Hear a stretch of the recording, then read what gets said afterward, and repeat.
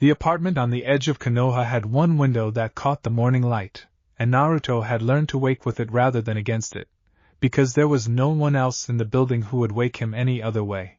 He was 6 years old, small even for 6, with hair like dandelion fluff and eyes the color of a summer sky that had not yet learned to dim. He dressed himself in the mornings. He made his own breakfast, which was usually instant noodles because instant noodles asked nothing of him except boiling water, and boiling water was easy once you learned not to flinch from the steam. The village around him was loud with a kind of life he was not permitted to join. Merchants called out prices. Children ran errands for parents who trusted them to come home. Shinobi in green vests moved through the streets like they owned the very air, and in a way, they did, because Konoha belonged to people who belonged to Konoha, and Naruto had never been entirely sure which category he fell into.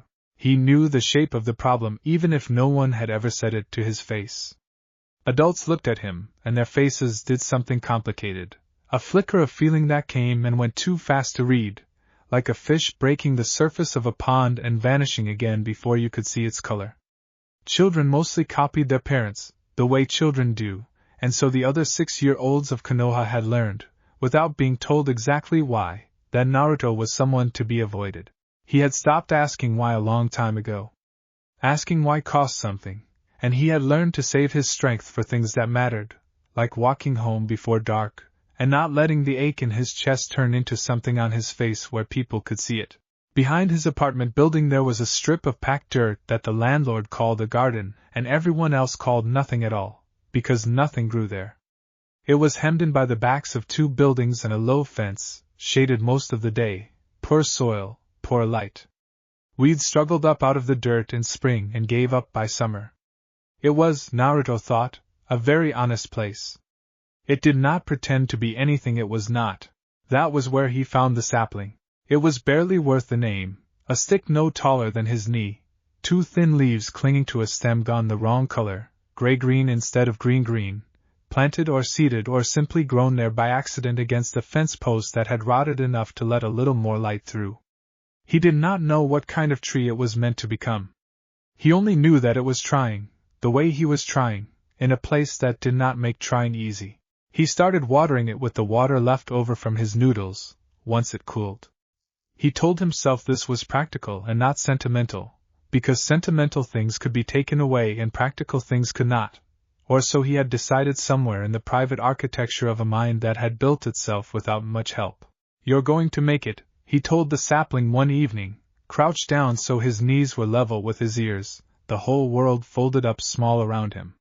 "You don't look like you're going to make it, but you are. I can tell."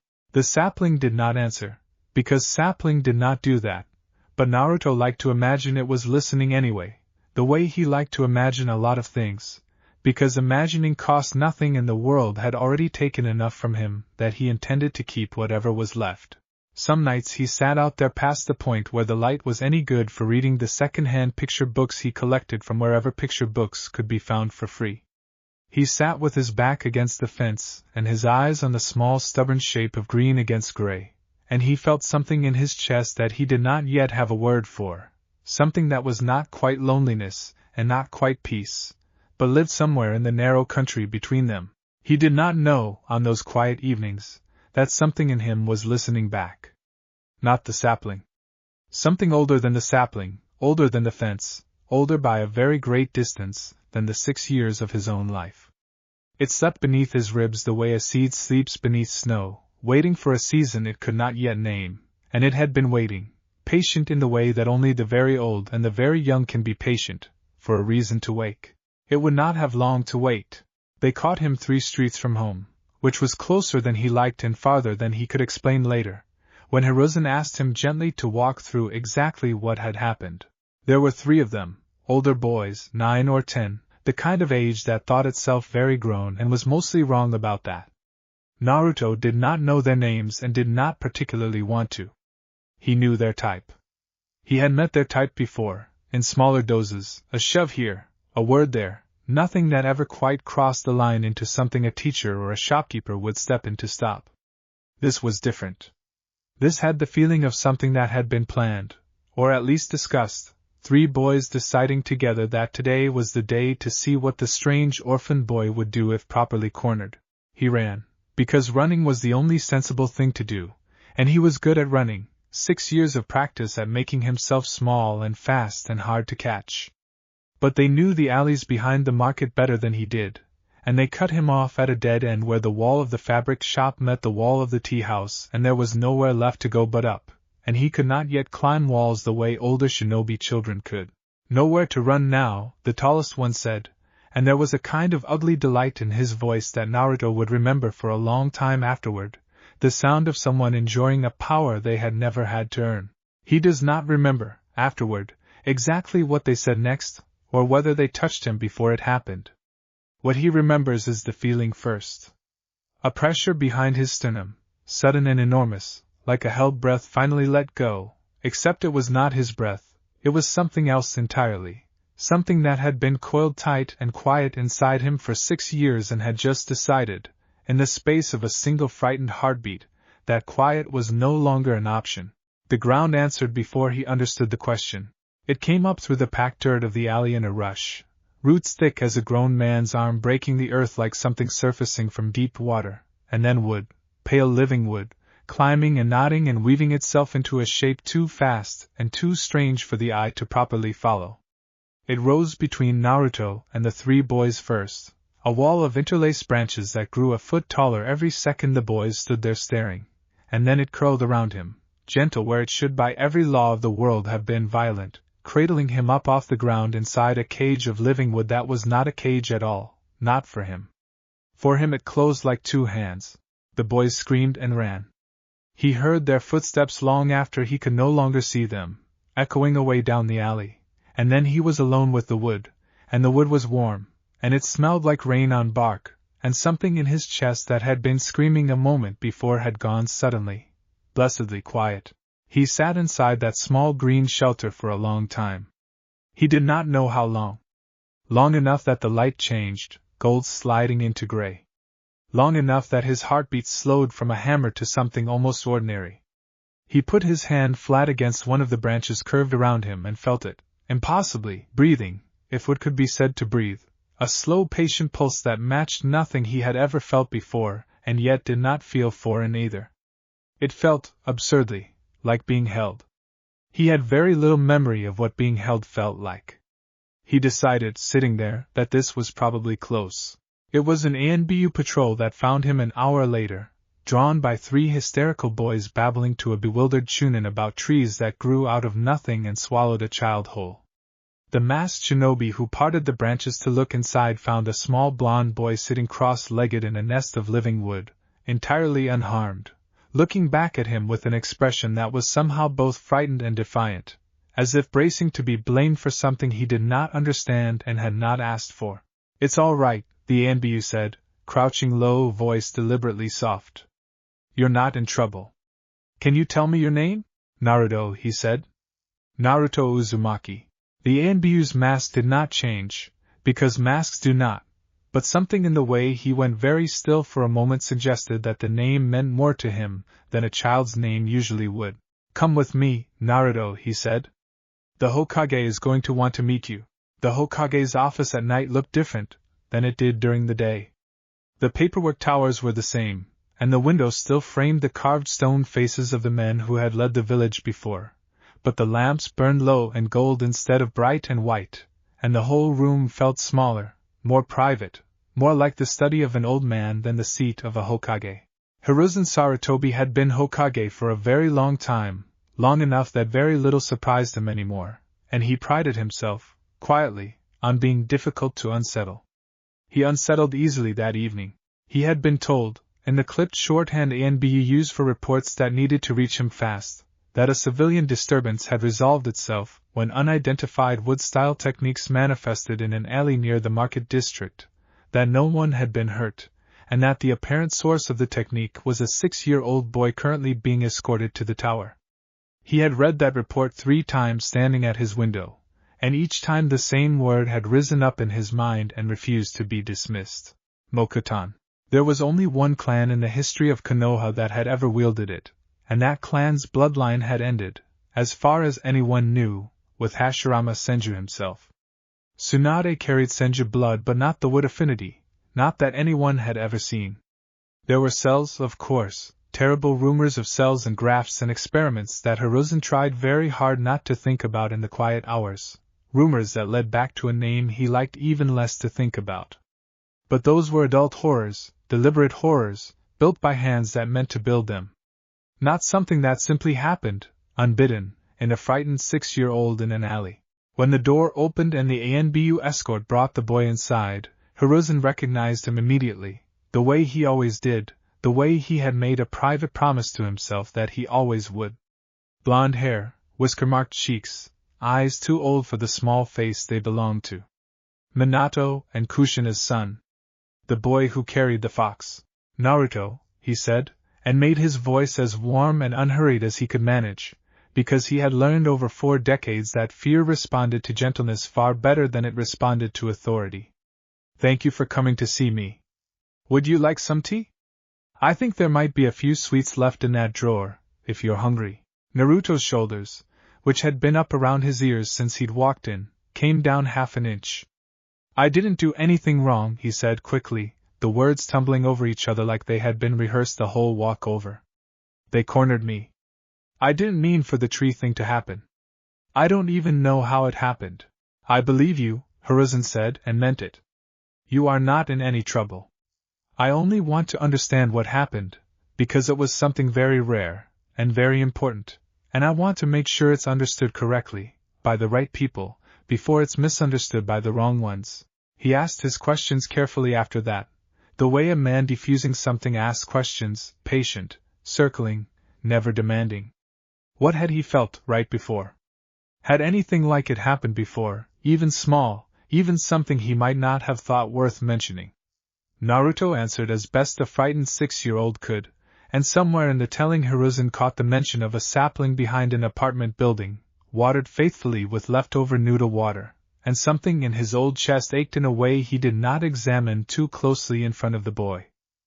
When Naruto had finished, and had, at Hiruzen's gentle insistence, eaten 2 of the sweets from the drawer, Hiruzen sat back in his chair and studied him for a long moment. What I am about to tell you is important, he said. You possess an ability that very few people in the history of this village have ever had. It is called wood release. The very first Hokage, a man named Hashirama Senju, was the only shinobi ever confirmed to wield it, and he used it to help found this village.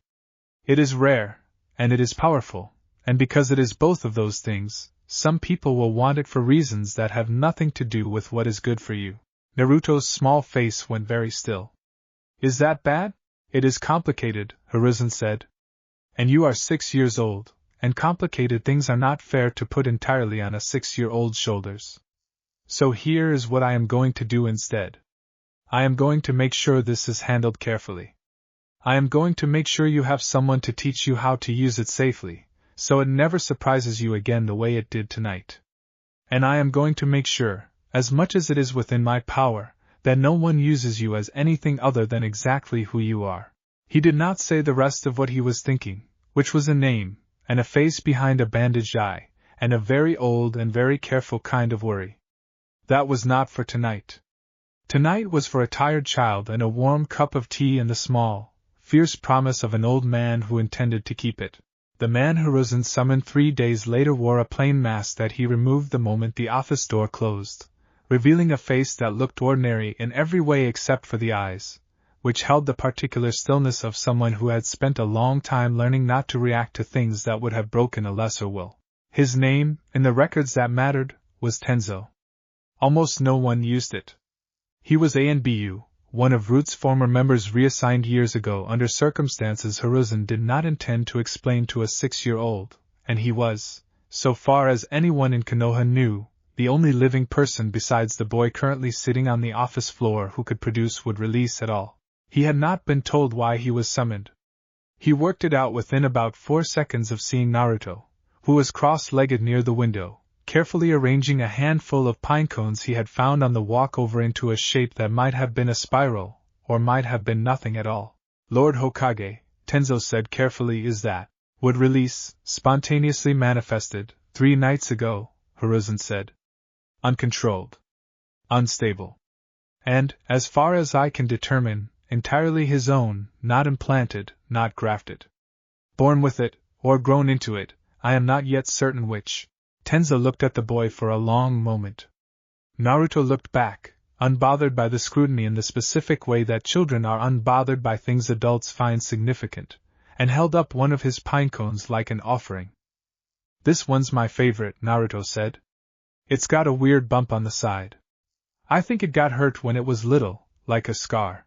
Tenzo crouched down slowly, the way you might approach something you did not want to startle, and took the offered pinecone with more care than the object strictly warranted. It's a good pinecone, he said, after examining it properly. The bump means it kept growing anyway. Something in Naruto's face brightened at that, quick and unguarded, and Hiruzen, watching from his desk, filed the moment away as data, because that was what 4 decades of leadership had trained him to do even with the small, human things. This one responds to gentleness offered without condition. Remember that. I want you to teach him, Hiruzen said, once Naruto had returned his attention to his pinecones. Not as A&B business. As something quieter than that. He needs to understand what he carries before it decides to introduce itself again without his permission. Tenzo was quiet for a moment. His own relationship with the ability in his veins was not simple, had never been simple, had been built through means he tried very hard not to revisit even in memory. He understood, better than almost anyone alive, what it meant to hold power you had not asked for and could not entirely trust yourself around. I'm not a teacher, he said finally. You are the only person in this village who knows what it is to grow a tree out of your own chakra and not be swallowed by it, Hiruzen said. That qualifies you for a great deal more than you're giving yourself credit for. Tenzo looked back at Naruto, who had lost interest in the pinecones and was now peering with open curiosity at the shelves of scrolls along the office wall, tilting his head to read the labels he was still too young to fully understand. All right, Tenzo said. I'll teach him. Naruto, catching only the shape of the conversation rather than its full weight, turned around with the particular directness that 6-year-olds possess and had not yet learned to soften. Teach me what? How to grow things, Tenzo said, without them growing you first. Naruto considered this with the seriousness of a much older person weighing a genuinely important decision. Will it hurt? No, Tenzo said, and something in his voice, quiet and certain, made it easy to believe him. It won't hurt. I promise you that much. It was, Hiruzen thought, watching the two of them, an unlikely beginning to what he hoped would become something durable. A boy who had grown up with almost no one, and a man who had been made into a weapon before he was old enough to understand what that meant, standing together in an old office at dusk, cautiously agreeing to try. He did not know yet how much would come to depend on that agreement holding. He suspected, in the private, careful part of his mind that never entirely stopped worrying, that he would find out soon enough. The elders' meeting took place 2 days later, in a chamber with no windows, which Hiruzen had always privately thought was a poor way to design a room meant for making decisions that affected people who lived their whole lives under open sky. Hamura and Koharu sat to his left and right as they always did, old comrades turned old advisors, their faces schooled into the careful neutrality of people who had learned long ago that showing your hand early was a mistake in any negotiation, even one dressed up as a briefing. Across from them sat Danzo Shimura, a single working eye fixed on Hiruzen with an attention so total it felt almost physical, like a hand resting on the back of the neck. Mokutan, Danzo said, once Hiruzen had finished the report in the careful, edited version he had decided the council needed to hear. Manifesting spontaneously. In the Jinchuriki. In the boy, Hiruzen said, and let the correction sit in the air for a moment. He is 6 years old, Danzo. He is not a title. He is not an asset. He is a child who had a very frightening night, and needs stability, not scrutiny. He is also, Danzo said unmoved, the vessel of the Nine Tails, and now, apparently, an unprecedented carrier of the first Hokage's bloodline ability, manifesting outside of any known lineage or graft. Do you understand what that combination represents, Hiruzen? Not to us. To anyone who might wish this village harm. I understand it perfectly well, Hiruzen said. Which is precisely why I have already assigned him a mentor and placed his situation under my direct oversight. This is being handled. Handled how? Kohara asked, not unkindly, though her caution had its own particular weight. If word of this spreads, and word of things like this has a way of spreading, we will have every hidden village and every rogue organization within 500 miles taking a renewed interest in a child who is already, forgive me, a considerable liability by virtue of what he already carries. Then we do not let word spread, Hiruzen said. The ANBU present that night have been briefed on confidentiality. The 3 boys involved and their families have been spoken to. I intend to keep this contained quietly, for as long as it can reasonably be kept quiet, and to let the boy grow into an understanding of what he carries at a pace that does not crush him under the weight of it before he is old enough to bear it. Danzo's eye did not waver. And if containment fails? If the information reaches Orochimaru, whose fascination with the first Hokage's cells is a matter of established record, or reaches Iwagakure, who remember Hashirama Senju's power on the battlefield with something considerably less than fondness. A soft approach built on hope is not a strategy, Hiruzen. It is a wish. I am aware of the risks, Danzo, Hiruzen said, and let just enough of the old iron into his voice to remind the room, gently, of exactly whose office they were sitting in. I have been Hokage considerably longer than you have been proposing alternatives to being Hokage. My decision stands. The boy remains under my direct guardianship in this matter. He is not to be approached, tested, or evaluated by Root or by any other body without my explicit authorization. Is that understood? There was a silence that stretched a beat longer than was entirely comfortable. Understood, Danzo said finally, and inclined his head with the particular grace of a man conceding a battle while already turning his attention to the next one. I only hope, Hiruzen, that hope proves sufficient. The meeting ended shortly after, the way most meetings in that windowless room ended, with more left unresolved than resolved.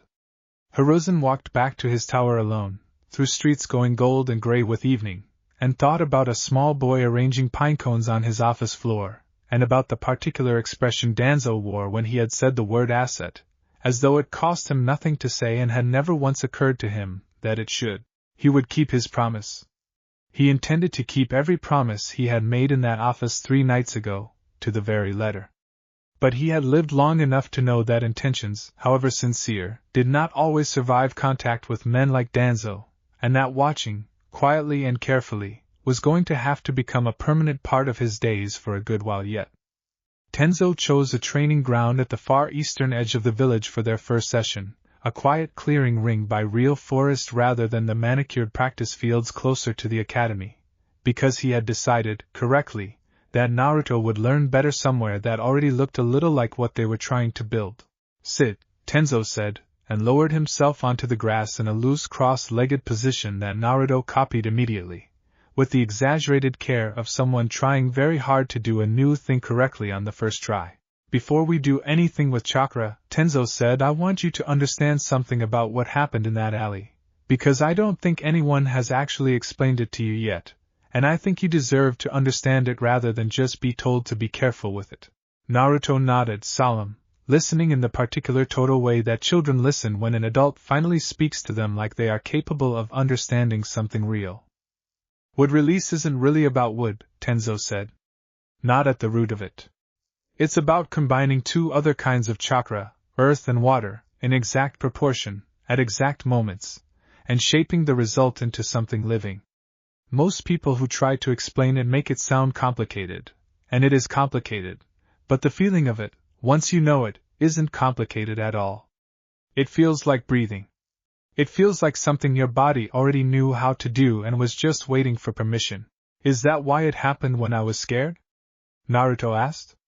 Because I needed permission and being scared gave it to me? Tenzo looked at him for a moment, something unreadable moving behind his eyes. That's a better way of putting it than I would have managed, he said. Yes. Something like that. Strong feelings open doors that calm thinking usually keeps shut. That's useful to know, because it means the technique isn't dangerous by nature. It only becomes dangerous when it only shows up during the moments you're least in control of yourself. Our job, starting today, is to teach it to show up when you ask it to, instead of only when you're desperate. He held out his own hand, palm up, and let a small seed of chakra gather there, visible as the faintest shimmer in the air above his skin. A moment later a single slender branch unfurled from his palm, no longer than a finger, a scattering of pale green leaves opening along its length like a held breath finally released. "Watch how slow this is," Tenzo said. "Watch how quiet. That's the version of this you're going to learn. Not trees exploding out of the ground in a panic. This." Naruto watched the small branch with an intensity that would have been comical in a less serious context, leaning so close his nose nearly touched Tenzo's palm. "Can I try?" "You can try to feel it first," Tenzo said. "Not make it happen yet. Just feel where it lives in you. Close your eyes." Naruto closed his eyes. Tenzo watched his small face go still with concentration, brow furrowed, breath slowing the way Tenzo had shown him a minute earlier, in and out, patient as tide.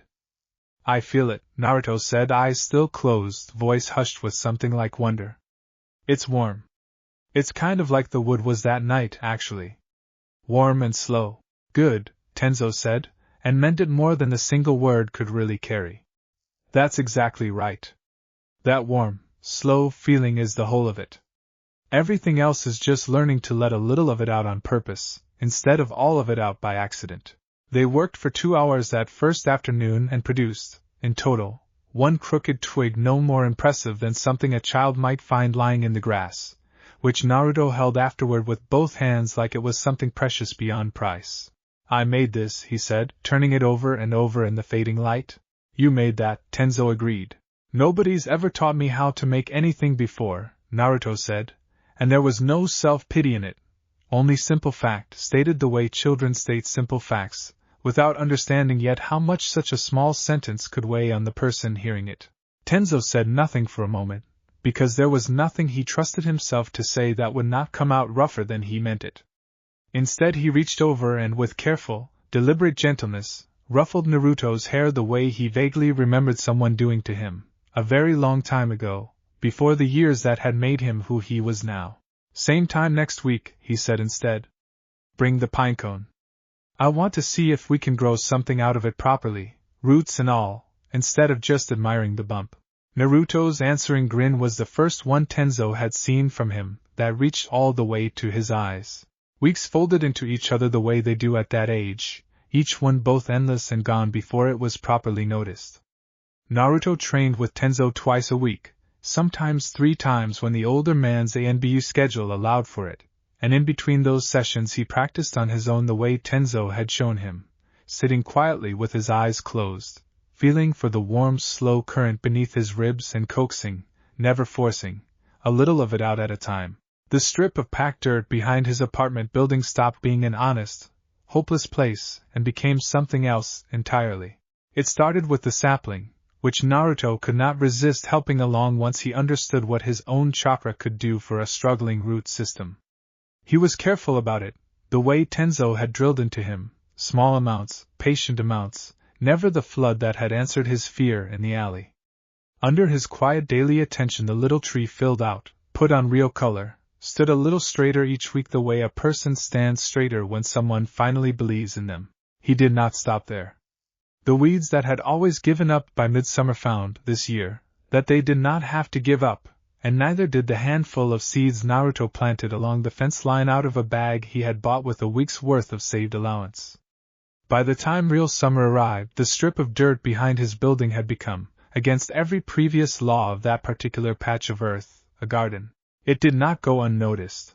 Mrs. Aiko, who lived on the ground floor and had spoken perhaps 11 words to Naruto in the 2 years he had lived above her, came out one evening to find him kneeling in the dirt with dirt on his knees and dirt under his fingernails and an expression of complete, unself-conscious contentment on his face, and stood watching him for a long moment before she said anything at all.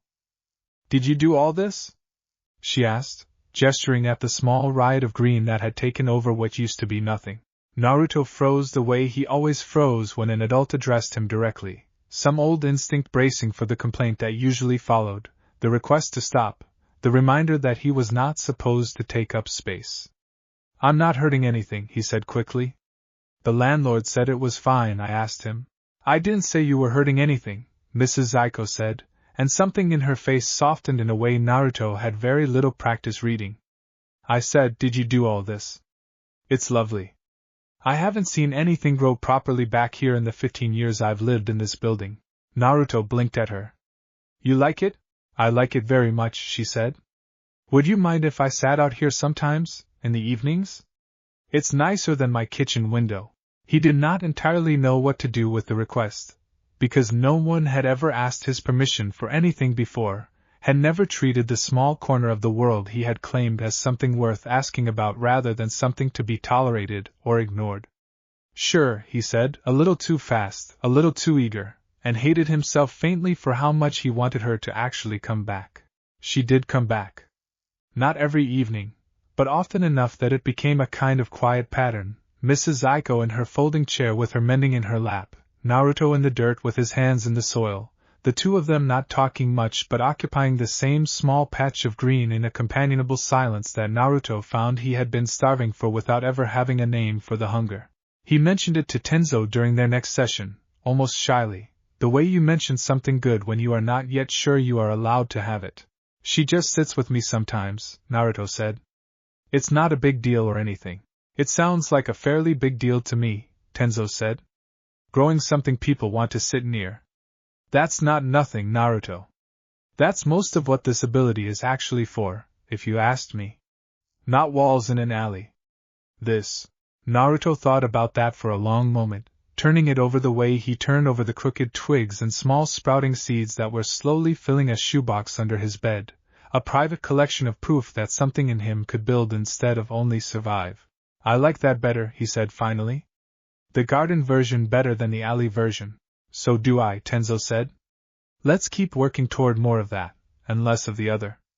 The man who approached Naruto near the training ground gate wore the plain clothes of an off-duty shinobi and introduced himself as a friend of Tenzo's, which was, in the narrowest and least honest sense of the word, true. He's running a little late today, the man said, crouching to Naruto's level with a smile that did not quite reach the rest of his face. Asked me to get you started warming up. Mind showing me what you've been working on? He talks about your progress more than you'd think. Naruto, who had been raised by circumstance to be wary of strangers but had not yet been raised by circumstance to be wary of strangers who invoked the name of someone he trusted, hesitated only a moment before nodding. What followed was, on its surface, an ordinary warm-up. The man asked easy, friendly questions. How fast could he grow a branch? How large? Could he do it standing or only sitting? Did it hurt? Did it tire him? How did the feeling change if he tried to do more than one thing at once? Naruto answered honestly, because he had no reason yet to do otherwise, growing small demonstrations at each request, a branch here, a scattering of roots there, watching the man's face for the kind of warm approval Tenzo always gave him. He did not get warmth back.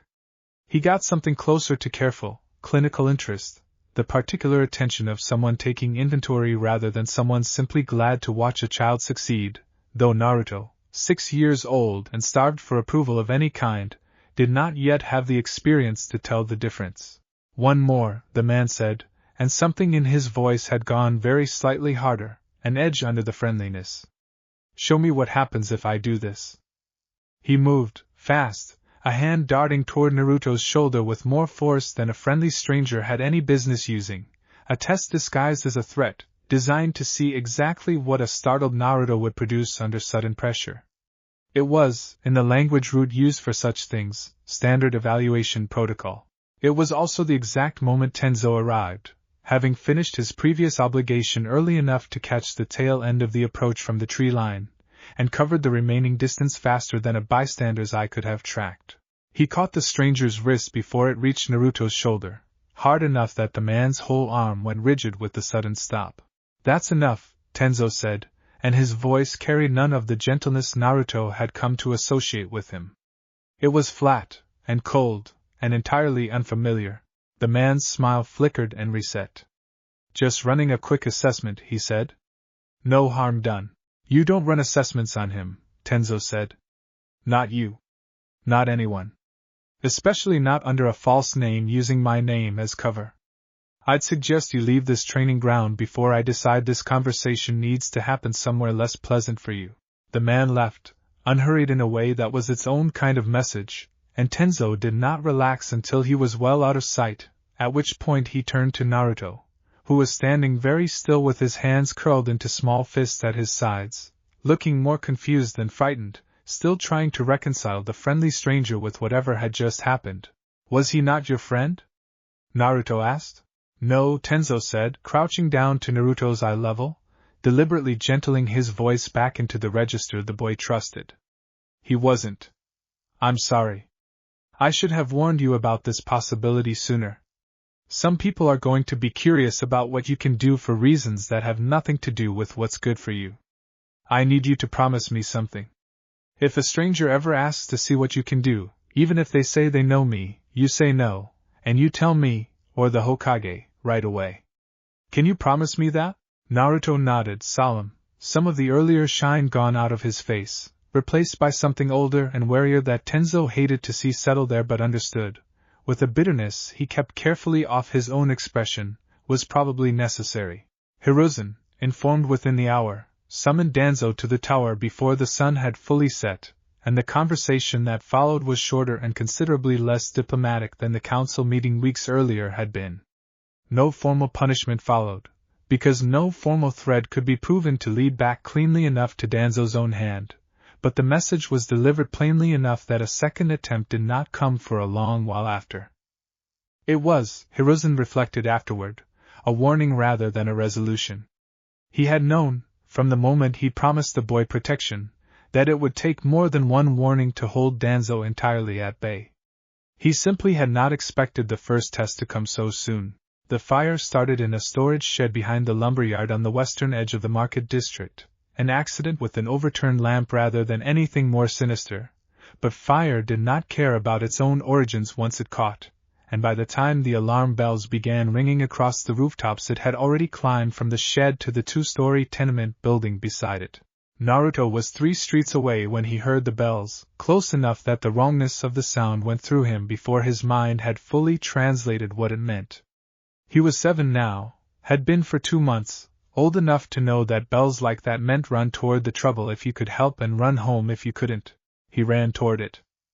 He arrived to find a scene that would stay with him for a long time afterward, the tenement's upper floor wreathed in smoke, a knot of neighbors and off-duty shinobi working a bucket chain that was clearly losing ground against a blaze that had already outpaced it, and a woman near the front of the crowd screaming a name over and over, a child's name, up there, my daughter is up there, the stairs are already gone. The shinobi present were doing what they could, but water jutsu could only do so much against the structure fire already through the roof, and the collapsed stairwell meant no clean path in, and every second spent arguing about the best approach was a second the little girl trapped on the second floor did not have. Naruto did not decide to act so much as discover, a heartbeat later, that he already had. The chakra came up through him the way it had learned to come, over a year of patient training with Tenzo. Not the wild flood of that first frightened night in the alley but something closer to a controlled current, fast and enormous, and entirely his to direct. He drove his hands into the packed earth of the street and felt the old, warm, familiar answer rise to meet him, roots and branches erupting from the ground in a shape he had never attempted before but somehow, in the moment, knew exactly how to build. A staircase. A living, growing staircase of interlocking wood, climbing the face of the burning building with a speed that made several of the watching adults stumble backward in shock. Naruto, wait! Someone shouted, one of the shinobi, but he was already moving, already climbing his own creation 2 steps at a time, into smoke that stung his eyes and scraped his throat raw, following the sound of a child's frightened crying toward a window at the end of the second-floor hallway. The girl was small, younger than him, curled into the corner of a room already half filled with smoke, too frightened to move on her own. Naruto did not stop to think about the smoke, or the heat, or the very real danger of the floor beneath them giving way. He scooped her up the way he had seen adults do it in the picture books he used to read alone in the evenings, awkward but determined, and carried her back out through the doorway toward the wooden staircase he had grown, which was already beginning to blacken at its lowest reaches where the fire had caught it. He got her down with seconds to spare before the structure gave way behind them, delivering her, soot-streaked and coughing but entirely unharmed, into her mother's arms at the base of the ruined building.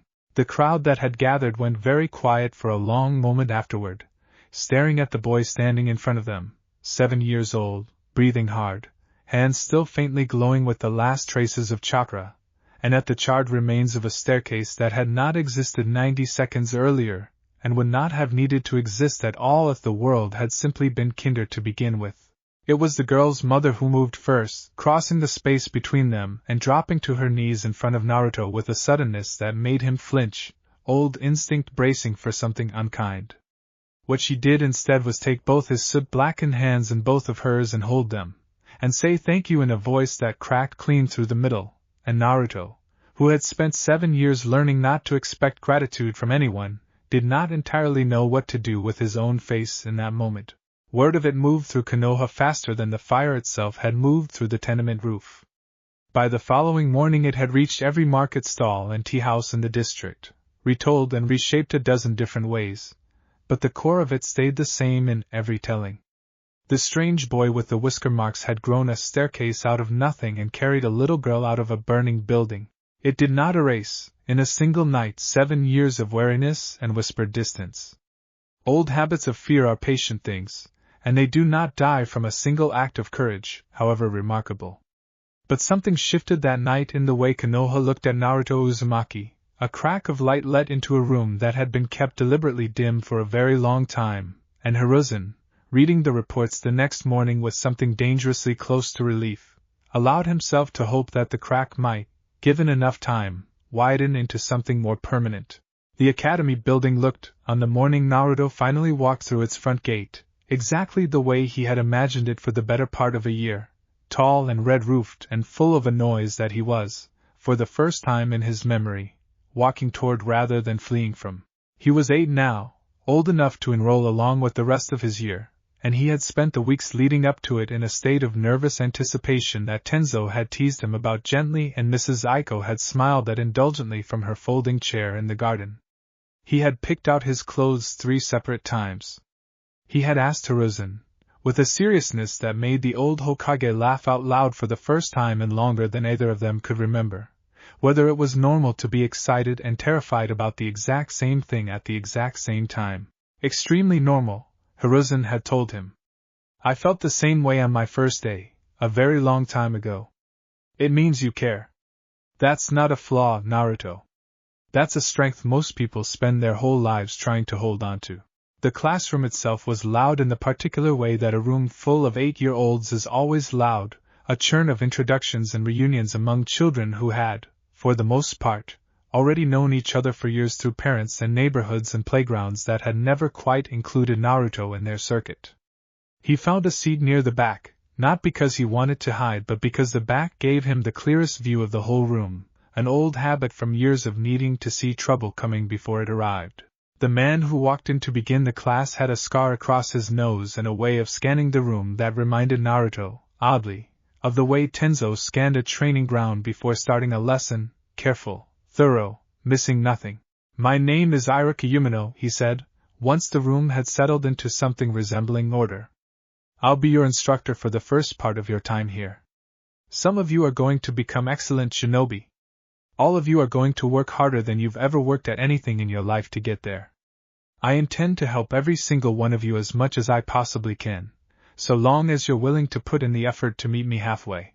He took attendance after that, working through the roster name by name, and when he reached Naruto's name his eyes lifted from the page and held on the boy at the back of the room for a fraction of a second longer than they had held on any other name so far.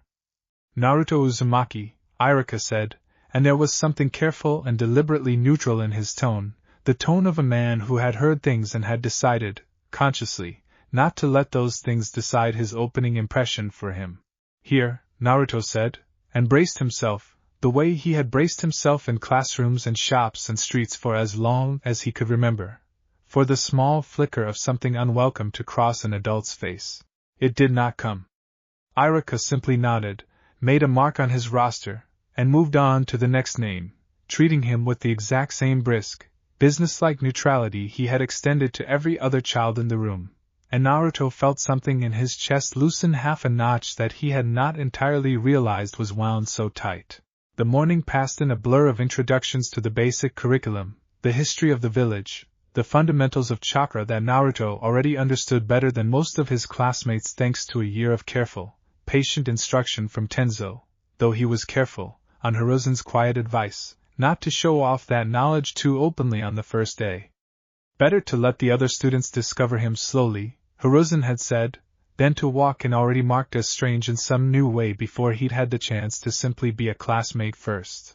It was during the lunch break that a boy from the front row, sharp-eyed and a little too confident in the way that came from growing up in a well-known clan compound, wandered back to where Naruto sat alone with a lunch he had packed himself. "You're the one from the fire?" the boy said, not quite a question. Naruto tensed, old instinct rising automatically, bracing for whatever unkindness usually followed being recognized. "Maybe. That was really cool," the boy said, with the blunt, unfiltered honesty of an 8-year-old who had not yet learned to soften genuine admiration into something more socially cautious. "My mom talked about it for like a whole week." "Can you really grow trees out of nothing?" Naruto looked at him for a moment, searching the boy's face for the mockery he had learned to expect and finding, to his genuine surprise, none. "Yeah," he said finally, something cautiously warm creeping into his own voice for the first time all morning. "Wanna see?" It was, in the end, a very small thing, one boy sharing lunch with another boy in the shade of the academy courtyard, a single crooked branch grown to general delight between them. But Naruto walked home that evening with a lightness in his chest that had very little precedent in his short life, and he found himself, for the first time he could clearly remember, actually looking forward to tomorrow. Not every classmate greeted him the way the boy from the fire had. There was, in every classroom of every year, at least one child who measured his own standing by how far he could push someone else down, and in Naruto's class that role belonged to a boy named Denki, tall for his age and used to being deferred to, whose father ran one of the larger merchant houses near the western gate and had, by all appearances, taught his son that deference was owed rather than earned. The trouble started small, the way trouble at that age usually does. A mocking comment about Naruto's second-hand clothes, a snide remark about how he must have grown up in a house made of sticks since apparently that was the only trick he knew. Naruto, who had spent years absorbing worse without visible reaction, mostly let it slide off him the way water slides off a leaf. It was easier, he had learned, not to give people the satisfaction of a response. It came to a head 3 weeks into the term, during a sparring exercise Iruka had organized to assess the class's baseline taijutsu, when Denki, paired against Naruto and stinging from an earlier loss in front of the class, said something in a low voice meant only for Naruto to hear, something about the fire, about how convenient it must have been to have a tragedy handy to show off in front of. Something that reached past Naruto's practiced indifference and found, without warning, a nerve he had not realized was still raw. He felt the chakra rise before he consciously decided to let it. It came up fast, hot, nothing like the slow warm current he had spent 2 years training himself to control, and for one dizzying second the packed dirt of the sparring ring trembled beneath his feet, a warning tremor of roots gathering just beneath the surface, ready to answer a fear and an anger that had nothing to do with the sparring match and everything to do with 7 years of being made to feel small. "Naruto." Iruka's voice cut through the moment before it could go any further, not sharp, not alarmed, but pitched with a calm firmness that landed like a hand on the shoulder. Naruto's head snapped toward him, and whatever Iruka saw in the boy's face made him cross the sparring ring in 3 quick strides, waving the rest of the class back with his other hand. "Look at me," Iruka said, crouching down to Naruto's level, voice low enough that it stayed between the two of them. "Breathe with me. In slow. Good. Out slower." Naruto breathed, shaking, the tremor in the ground beneath them subsiding as quickly as it had risen, and by the time his lungs had gone through 4 full cycles the dangerous heat behind his sternum had cooled back down into something manageable. "I'm sorry," Naruto said, voice small, mortified in the particular total way only a child can be mortified. "I didn't mean to. I don't know what happened." "You don't need to apologize to me," Iruka said. "Nothing happened that needs apologizing for. You felt something big, and your body tried to answer it the way it's learned to answer big feelings. That's not a failure. That's information. It tells us exactly what we need to work on. He sent the rest of the class to a different exercise under his assistant's supervision and kept Naruto behind, sitting with him on the low wooden bench at the edge of the training yard while the boy's breathing steadied fully. Denki said something to you, Iruka said. It was not a question. Naruto stared at his own hands. It doesn't matter. It clearly matters, Iruka said gently. It's all right if it matters. You're allowed to be hurt by things people say to you, Naruto. Pretending you're not doesn't make the hurt smaller. It just makes it harder to find later, when it comes out sideways instead. Naruto was quiet for a long moment. He said it was convenient. The fire. Like I planned it just to look good. Something moved across Iruka's face, quick and genuinely angry, though he kept his voice level with visible effort. That was a cruel thing to say, and it isn't true, and I'm going to have a conversation with Denki about it that he isn't going to enjoy very much.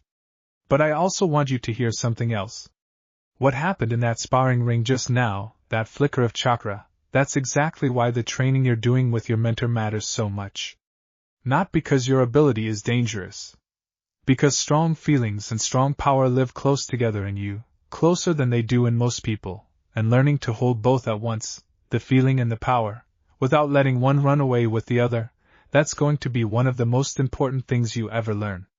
More important, probably, than any jutsu I teach you in this classroom. Naruto looked up at him, something cautious and searching in his expression. You're not scared of me? No, Iruka said simply. I'm not. I think you're a kid who's had to carry a great deal more than most kids your age, and who's done it with more grace than most adults could manage. That's not something to be scared of. That's something to be proud of, once you're old enough to see it clearly yourself.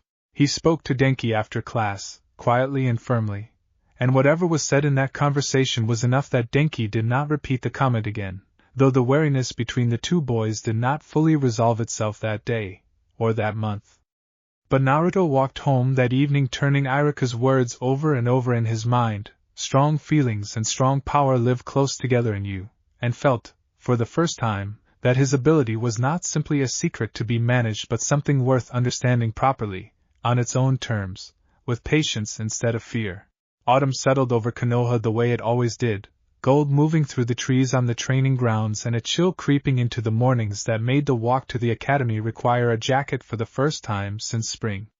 Naruto had been enrolled 2 months now, and the garden behind his apartment building had grown thick and unruly and entirely alive, the sapling from that first lonely spring now taller than he was, its branches spreading wide enough that Mrs. Aiko had taken to hanging a small string of paper lanterns from its lower limbs for the evenings she sat out there with her mending.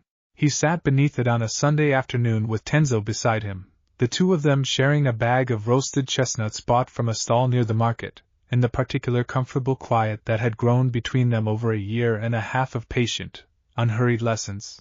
You've come a long way, Tenzo said, watching Naruto turn a single chestnut over and over in his fingers without eating it, lost somewhere in his own thoughts. A year and a half ago you couldn't grow a twig without half wrecking the training ground. Now you're the one teaching your classmates how to hold their breath properly during a chakra exercise. Iruka-sensei says I'm ahead, Naruto admitted, a little sheepish about it, still not fully used to the sensation of being good at something in front of other people rather than quietly good at things alone. He says I might be able to test out of some of the early stuff, if I keep improving like this. Does that scare you? Tenzo asked. Moving faster than the others? Naruto considered the question with the seriousness he brought to most things Tenzo asked him. A little, he admitted. I don't want people to look at me weird again. I just started having actual friends. I don't want to mess that up by being too different. You are different, Tenzo said, not unkindly. That's not something you can undo, and I don't think you'd actually want to, not really, not if you're honest with yourself. But different doesn't have to mean alone. You've proven that this year, more than I think you even realize. Denki apologized to you last month on his own, without Iruka making him. Mrs. Aiko waters half this garden herself now when you're at the academy too late to do it yourself. People come around, Naruto, when you give them room to. That's worth more than staying small enough not to be noticed. Naruto smiled at that, small and genuine, and finally ate the chestnut he had been turning over for the better part of a minute. They sat together a while longer as the light went gold and then amber, comfortable in the particular silence of two people who had earned each other's trust the slow way, through repetition rather than declaration, and it was in that quiet that Tenzo's expression changed, subtly, his eyes tracking something in the middle distance that Naruto could not see. Some old instinct from a harder life picking up on a presence Naruto had not yet learned to notice. Stay here a moment, Tenzo said, rising smoothly to his feet. I'll be right back. He was not gone long. What he found, at the edge of the alley beside the apartment building, was nothing more dramatic than a folded scrap of paper tucked into the fence, the kind of thing an ordinary passerby would never look at twice. But Tenzo's training told him immediately that it had been placed there deliberately, and recently, by someone who had wanted it found by exactly the sort of eyes that would recognize what it meant and no others. The paper held a single line, written in an unfamiliar hand, careful and precise in a way that made the casualness of the words underneath it feel considerably more calculated than they first appeared. Asterisk the first Hokage's gift, growing wild and unclaimed. Someone should study that properly, before someone less careful does. Asterisk. There was no signature. There did not need to be one. Tenzo had spent enough years around Root and its wider orbit to recognize, in the particular cold precision of the phrasing, the shape of an interest that was not Danzo's, an interest that reached beyond Konoha's walls entirely, toward a name that made even seasoned shinobi's stomachs tighten when it was spoken aloud in certain rooms. He folded the paper carefully, tucked it away, and walked back to where Naruto sat waiting beneath the tree he himself had helped teach the boy to grow, and forced his own expression back into the calm, steady warmth Naruto had come to rely on. Everything okay? Naruto asked. Everything's fine, Tenzo said, and made himself believe it a little, for the boy's sake if not entirely for his own. Just an old habit. Come on. Let's get you home before it gets properly dark. You've got school in the morning, and Irika tells me you've got a test on the second Hokage's water techniques you should probably actually study for, instead of assuming your wood release will carry you through everything. Naruto laughed, easy and unguarded, and fell into step beside him as they walked back through the gathering dusk, past lantern light and closing market stalls, toward a home that had slowly, patiently, over the better part of 2 years, stopped being merely a place he survived in and started becoming something closer to a place he belonged. Behind them, tucked into Tenzo's pocket, the folded paper sat like a small, cold stone, a quiet reminder that somewhere beyond the walls of the village that had finally begun to welcome him, someone with a very particular, very dangerous curiosity had already begun to take notice of exactly what Naruto Uzumaki was capable of becoming. Hiruzen read the note 4 times before he set it down on his desk and looked up at Tenzo with an expression that had gone carefully, deliberately blank, the way it always did when he was working hardest to keep his own alarm from showing. You're certain of the placement, he said. Not left carelessly. Not something a wandering merchant might have dropped. Tucked into the fence at a height a child wouldn't reach and an adult wouldn't glance at, Tenzo said. Folded to fit exactly into the gap. Whoever left it wanted it found by someone specific, and wanted everyone else to walk past it without a second look. Hiruzen picked the paper back up and studied the handwriting again, though he had already committed every stroke of it to memory the first time through. Careful. Unhurried. The hand of someone who had learned penmanship a very long time ago, and never let it slip, even when writing something meant to unsettle. The first Hokage's gift, he read aloud, quietly. Growing wild and unclaimed. Someone should study that properly, before someone less careful does. It reads like Orochimaru, Tenzo said, and the name came out of him with the particular flatness of someone who had trained under Root's old methods and learned, early, not to let a name carry more weight in his voice than the situation required, even when the situation more than warranted it. The interest in the first Hokage's cells. The clinical phrasing. The implication that whoever left it considers themselves the careful alternative to whatever careless thing might otherwise happen. I agree, Hiruzen said. Which means we are dealing with a man who has spent 15 years accumulating grudges against this village and considerable expertise in exactly the kind of biological question Naruto now represents. I would like to be wrong about that. I do not think I am. He was quiet for a long moment, turning the paper over in his weathered hands, and Tenzo, who had learned over the past 2 years to read the old man's silences almost as well as he read his words, waited without pressing. We will not tell him, Hiruzen said finally. Not yet.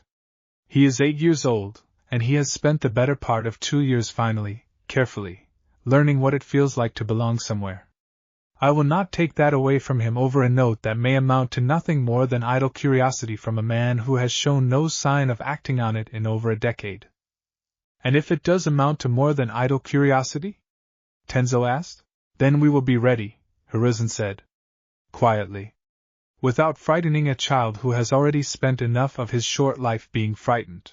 The measures that followed over the next several days were subtle enough that Naruto himself never noticed them, which was, of course, exactly the intention.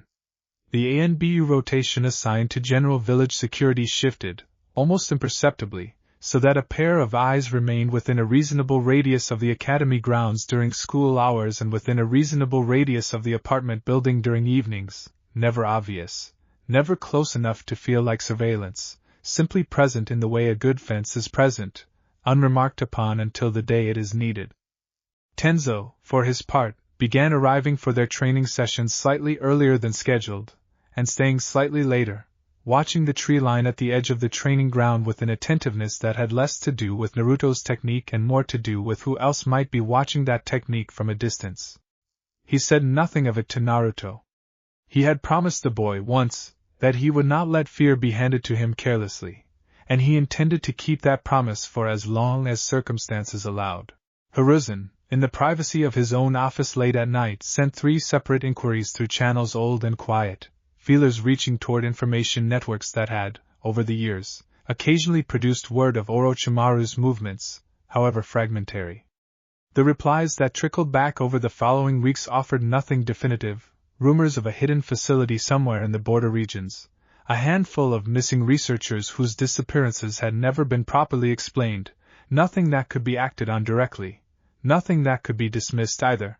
It was, Hiruzen thought, the worst kind of waiting, the kind built entirely on the knowledge that something was moving somewhere out of sight, patient and purposeful, toward a goal that had not yet fully declared itself.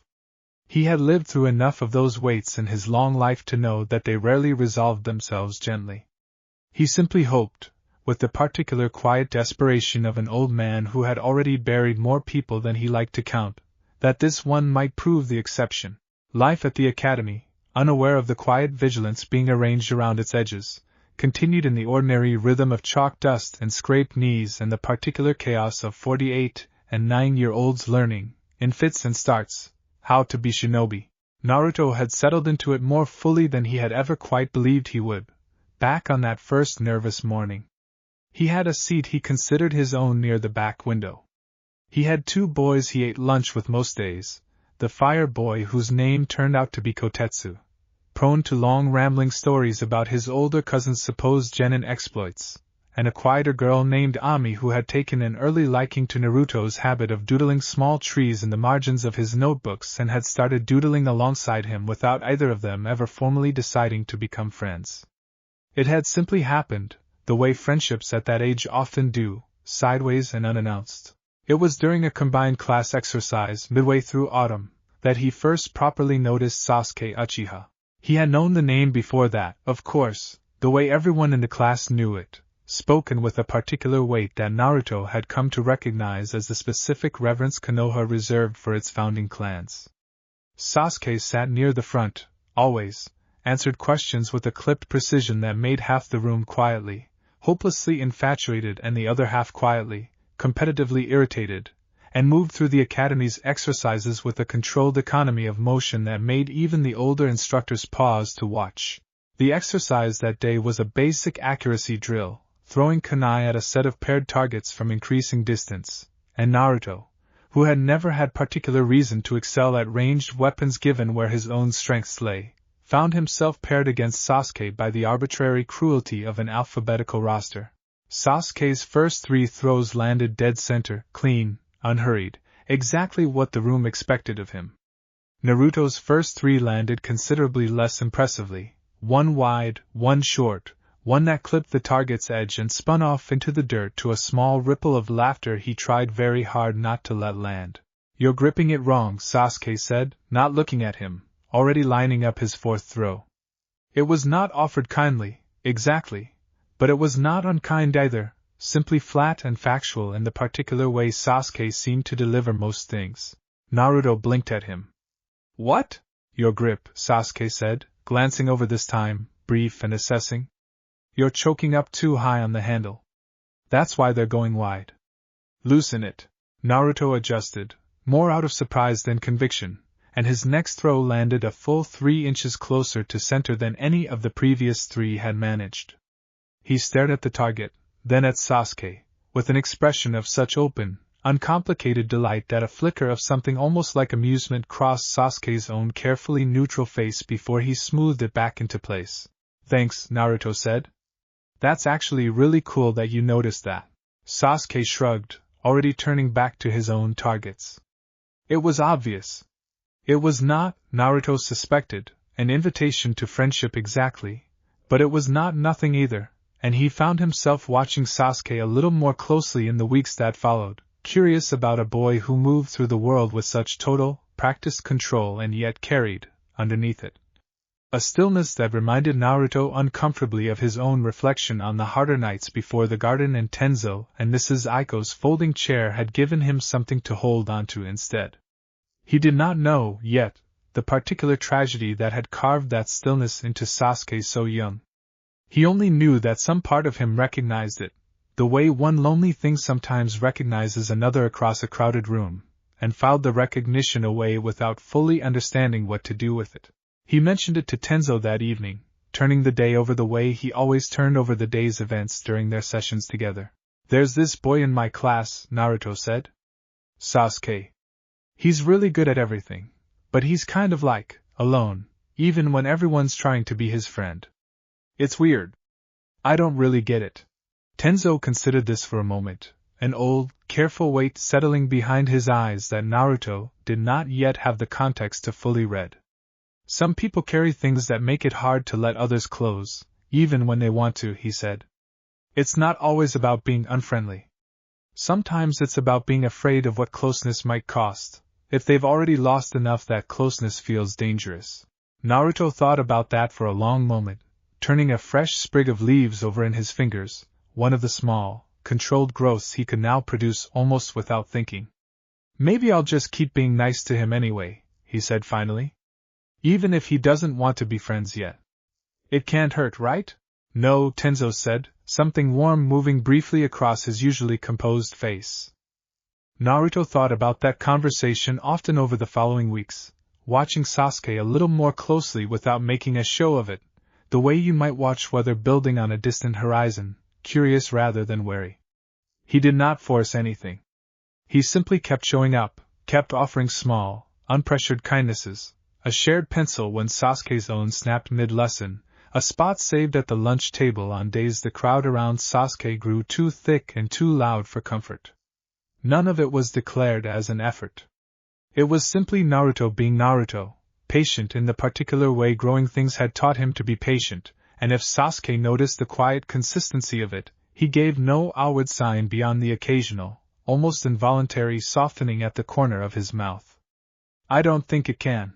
The bird had a broken wing, small and gray and unremarkable, the kind of bird nobody in the market district would have looked at twice under ordinary circumstances. But Naruto found it huddled beneath a stall awning during a rain shower, and could not make himself walk past it the way the rest of the hurrying crowd did. He brought it to Tenzo the next day wrapped carefully in a spare cloth, cradled against his chest with the particular fierce gentleness of a child who had decided, unilaterally, that this small broken thing was now his responsibility. "It won't fly," Naruto said, holding the bundle out. "I don't know what to do. I didn't want to just leave it there." Tenzo examined the bird with careful hands, professional despite the smallness of the patient, and confirmed what Naruto had already suspected. A wing fractured badly enough that it would need real time to heal, if it healed at all without help. "I want to try something with you today," Tenzo said, setting the bird gently into a nest of cloth on the grass between them. "You've spent 2 years learning to grow things." Today I want to show you that what release can do more than grow. It can also mend, if you're patient enough and careful enough to let it. Naruto's eyes went wide. You can heal things with it? Hashirama Senju could, Tenzo said. It's some of the rarest and most difficult application of the ability, and I won't pretend I'm particularly skilled at it myself, but the principle isn't beyond you, if we start small and simple. Living wood chakra, applied correctly, can knit broken things back together, encourage a body's own healing rather than replacing it. It's slow. It's delicate. It's the opposite of everything you did in that fire, where speed and force mattered most. This is going to ask something different of you. He guided Naruto's small hands into position over the bird's injured wing, showed him how to draw the chakra out thin and steady rather than in the sudden bursts he had mastered for growing branches and staircases, a trickle instead of a flood, patient instead of urgent. It took 4 attempts before Naruto found the feeling Tenzo was describing, a fine, careful thread of warmth instead of the familiar surge, and when he finally held it steady, a faint green light gathered around his palms, settling over the bird's wing like a held breath. The bird did not heal instantly, because that was not how the technique worked even in Hashirama's most legendary applications, but something shifted, visibly, the swelling around the break receding slightly, the bird's frightened stillness easing into something calmer, as though it could feel, even without understanding, that the pain gripping its small body had loosened its hold. That's incredible, Naruto breathed, staring at his own glowing hands like he had never seen them before. I did that. You did that, Tenzo confirmed.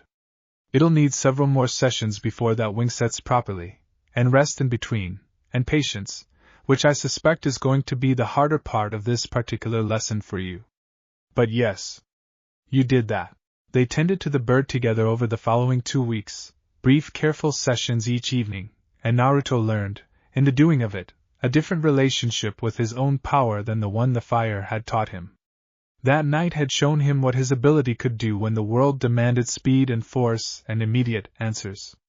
This showed him something quieter and, in its own way, considerably harder to master, the discipline of holding enormous capability in check and offering only exactly as much as a situation required, no more, no less. The bird flew for the first time on a gray autumn morning, wobbling and uncertain at first, then steadier, circling once above the training ground before disappearing over the tree line, and Naruto watched it go with an expression that held equal parts pride and something quieter and harder to name, something close to grief at a small, temporary companionship ending exactly the way it should. You did good work, Tenzo said, watching the empty sky where the bird had vanished. That's a harder skill to master than growing 100 trees at once, and you should be proud of learning it this fast. It felt different, Naruto said, still watching the sky. Growing the staircase felt like, I don't know, like protecting something. This felt like fixing something. I think I like this one more.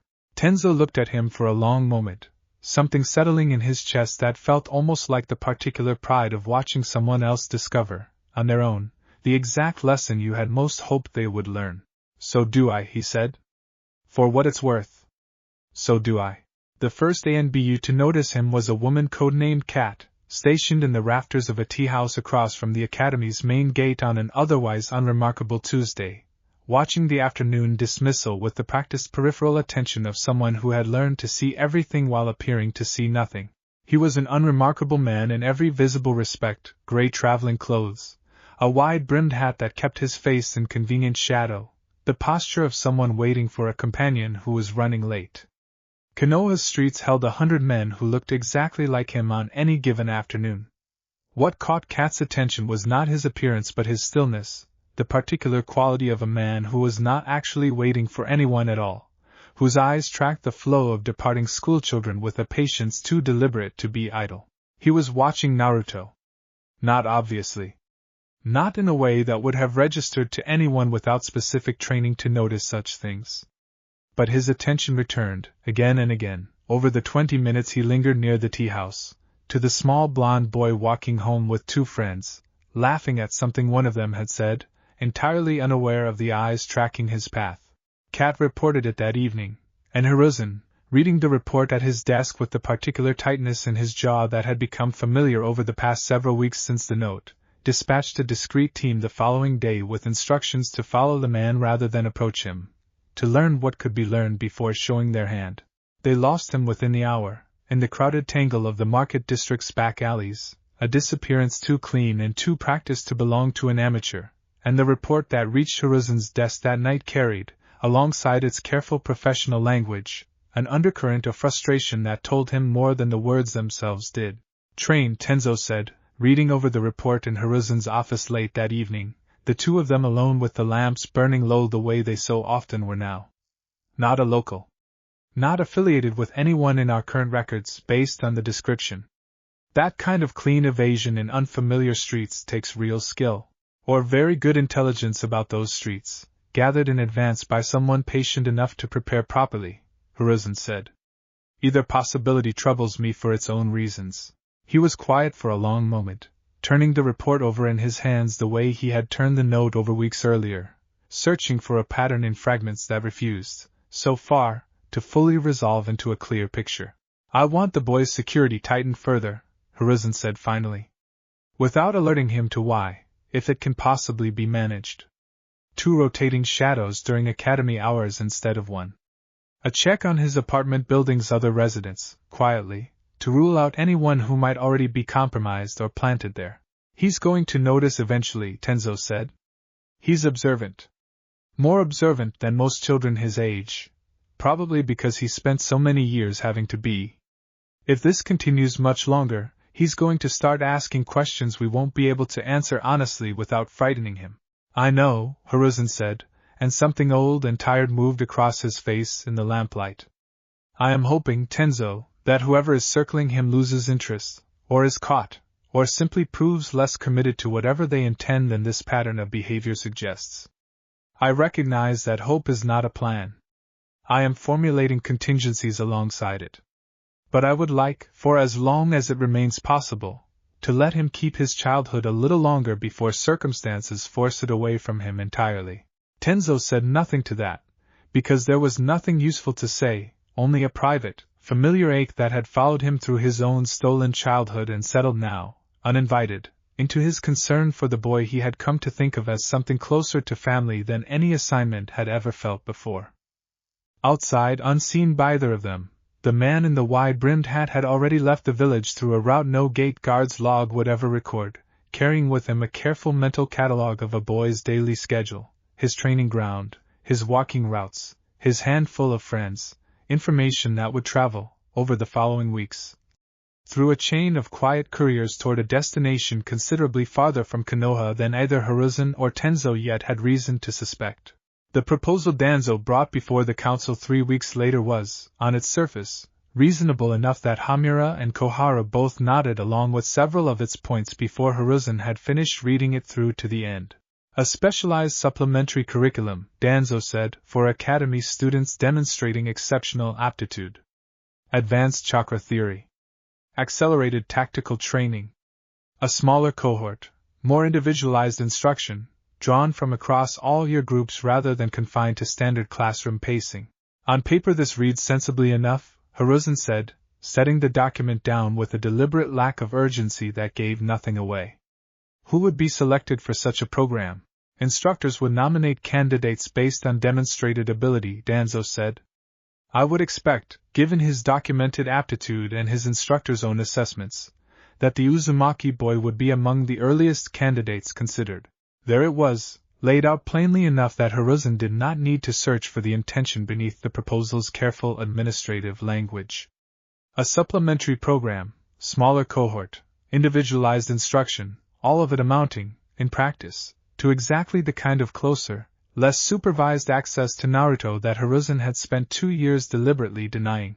"Who would oversee this program's instruction?" Hiruzen asked, already knowing the answer, wanting it stated plainly enough that Hamura and Kohara would hear it too. "I would propose drawing instructors from a pool with the relevant specialized experience," Danzo said. "Several of whom currently serve, or have served, under my administrative oversight." "In other words," Hiruzen said, "you are proposing to place my ward under instruction supervised, directly or indirectly, by you, under the reasonable-sounding banner of accelerated education, having already been explicitly told that his situation remains under my direct guardianship and is not to be approached without my authorization. I am proposing a program that would benefit dozens of promising students across every year of the academy, Danzo said, his single eye unblinking, unbothered by the directness of the accusation. If the boy's particular circumstances make his inclusion politically inconvenient for you, Hiruzen, I am happy to see him excluded from the initial cohort. My concern has only ever been the strength of this village's future shinobi. Nothing more. It was, Hiruzen thought, a masterful piece of maneuvering, phrased carefully enough that refusing the entire program on Naruto's account alone would read, to Hamura and Koharu, as petty rather than prudent, would make Hiruzen himself appear to be denying dozens of talented children a genuine opportunity out of some personal grudge against a colleague. He recognized the trap for exactly what it was and, recognizing it, found the correct way through it with the ease of a man who had been navigating rooms like this one for the better part of 4 decades. I have no objection to a supplementary program for exceptional students, Hiruzen said. I object entirely to your proposed structure of oversight. If such a program moves forward, its instructors will be selected and reviewed by the Standing Academy Administration, not by root, and enrollment decisions for any student under my direct guardianship will continue to require my explicit authorization, as previously established. Those are not negotiable conditions, Danzo. If you find them unacceptable, I am content to let the proposal fail here, in this room, and I suspect I would not be alone in finding that outcome perfectly tolerable. Danzo held Hiruzen's gaze for a long moment, something unreadable moving behind the single steady eye, and then inclined his head with the particular economical grace of a man conceding a specific point while making it clear, without a single word spoken to confirm it, that the war itself remained very much ongoing. Understood, Danzo said. I withdraw the proposal in its current form. Perhaps it can be revisited, structured differently, at a later date. The meeting ended shortly after, and Hiruzen walked back to his tower through streets already dimming toward evening, turning the exchange over in his mind with a weariness that had less to do with the meeting's length and more to do with the growing certainty, settling into him like a stone dropped into still water, that Danzo would not stop finding new angles of approach simply because the last several had failed. Patience, in a man like Danzo, was not defeat. It was only ever a pause before the next attempt, and Hiruzen, old as he was, intended to remain standing squarely in the way of every single one of them for as long as his strength allowed. The mid-year evaluation was the first formal assessment the Academy ran that measured students against each other rather than simply against a fixed standard. 3 stations set up across the training yard, taijutsu sparring, target accuracy, and a basic elemental control exercise meant to gauge how efficiently each student could shape and sustain their own chakra. Naruto had not thought much about the 3rd station beforehand, assuming it would be an ordinary demonstration of the leaf concentration exercise most of the class had been practicing for weeks, sticking a single leaf to the forehead through chakra control alone. He had not expected Irika to pull him aside privately the morning of the evaluation with a different, quieter set of instructions. I want you to hold back on the 3rd station, Irika said, careful in a way that told Naruto this had come from somewhere above Irika's own classroom authority. Do the leaf exercise like everyone else. Don't demonstrate anything beyond that, even if you could do more. Can you do that for me? Naruto, who had grown considerably more attuned over the past 2 years to the particular careful tone adults used when they were protecting him from something without fully explaining what, nodded without pushing for more explanation than that. Okay. Why though? It's complicated, Irika said, which Naruto had learned by now was the specific phrase adults used when the true answer was too large to hand to an 8-year-old all at once. I promise I'll explain more when you're a little older. For now, just trust that it's for a good reason. He did as asked, holding the leaf steady on his forehead with the same modest, adequate control as most of his classmates, giving no hint of the far greater precision he had spent 2 years learning under Tenzo's patient instruction. It cost him something, a small private frustration at deliberately performing less than he was capable of, but he had learned, too, over the past 2 years, that some frustrations were worth swallowing for reasons larger than his own pride. The taijutsu station was where he allowed himself to be fully seen, because Hiruzen and Iruka had agreed, in a conversation Naruto was not present for, that ordinary physical skill posed considerably less danger of drawing the wrong kind of attention than a public display of wood release would. He sparred well, better than he had a year earlier, quick on his feet in a way that owed less to any bloodline gift and more to years of practice running from trouble that had, in an earlier life, given him little choice but to become fast.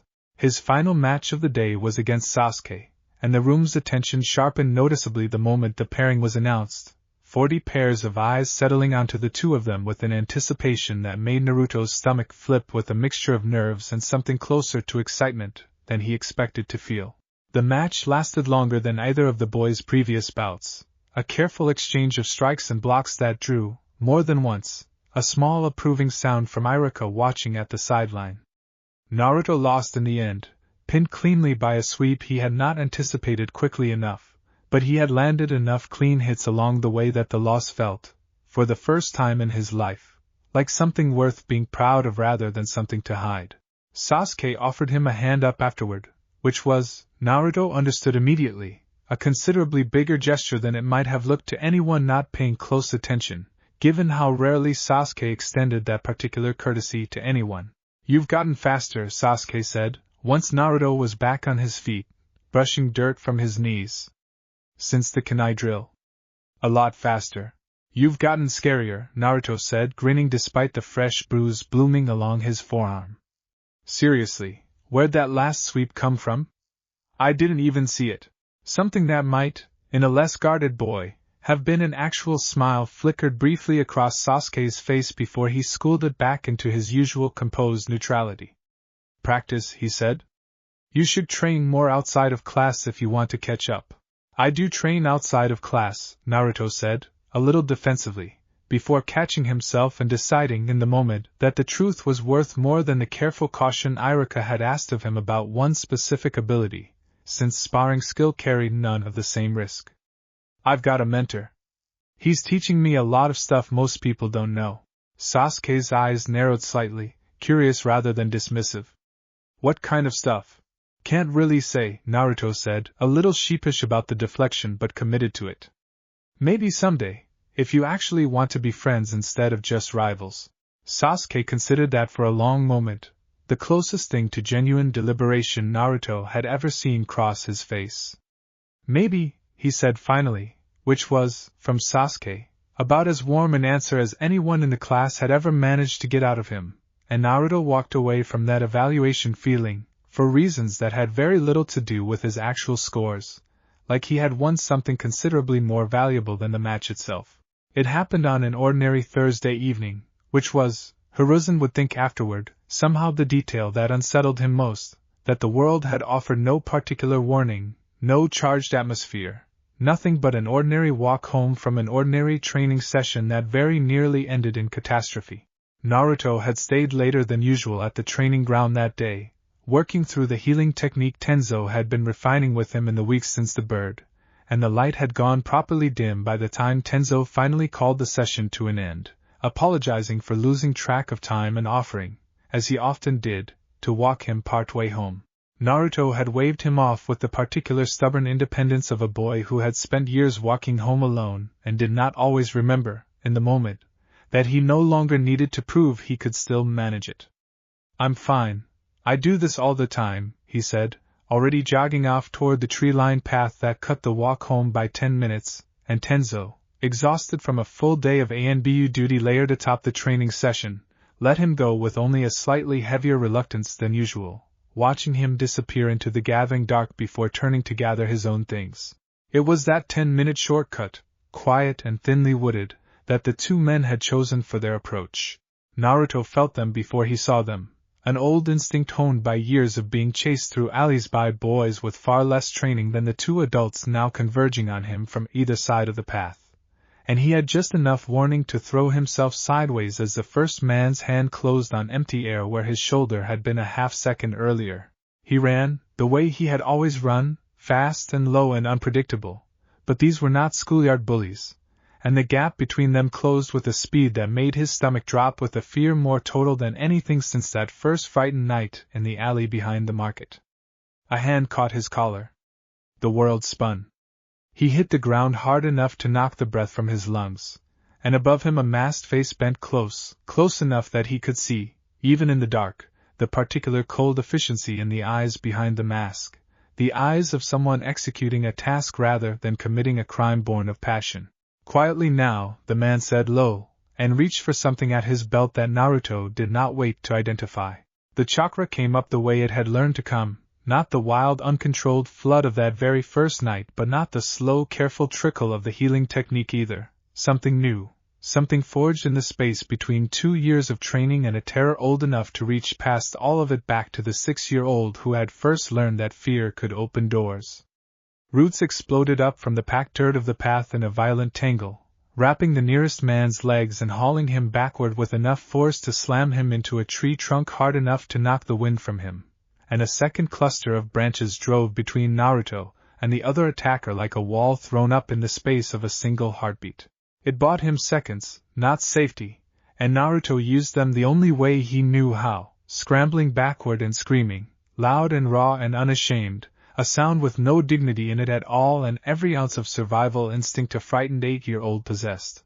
The scream was still echoing off the trees when Tenzo arrived, having felt, through some combination of trained instinct and the particular chakra signature he had spent 2 years learning to recognize as intimately as his own, that something was catastrophically wrong before he consciously understood why.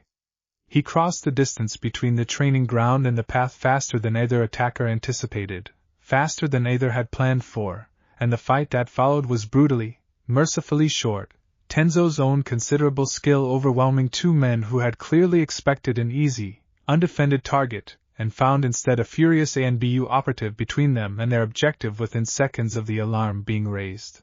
One attacker fled into the trees the moment the balance shifted, vanishing before Tenzo could close the distance. The other, the one Naruto's roots had thrown against the tree trunk, was still recovering his breath when Tenzo reached him, and the brief, controlled confrontation that followed ended with the man restrained and unconscious rather than dead, a distinction Tenzo made deliberately, because a captured attacker could be questioned and a dead one could not. Naruto sat where he had fallen through all of it, shaking, roots still curled protectively around him in a smaller version of the shelter they had built for him the very first time, 2 years and a lifetime of change ago, and when Tenzo finally reached him, kneeling down and pulling the trembling boy into his arms without a single word of caution about proper ANBU protocol, Naruto clung to him the way he had never quite let himself cling to anyone before, and Tenzo held on just as fiercely, and neither of them said anything at all for a very long time. The captured man said nothing useful under ordinary questioning, which surprised no one experienced enough in these matters to expect otherwise, and less than an hour after being secured in a holding cell beneath the tower, he was dead by his own hand, a concealed measure triggered with a speed and thoroughness that told Hiruzen, reading the report in the gray hour before dawn, more about the organization behind the attack than any interrogation could likely have managed. That level of preparedness for capture, Hiruzen said to the small, grim gathering assembled in his office, Tenzo among them, still in the same clothes he had worn through the entire sleepless night, does not belong to opportunistic mercenaries.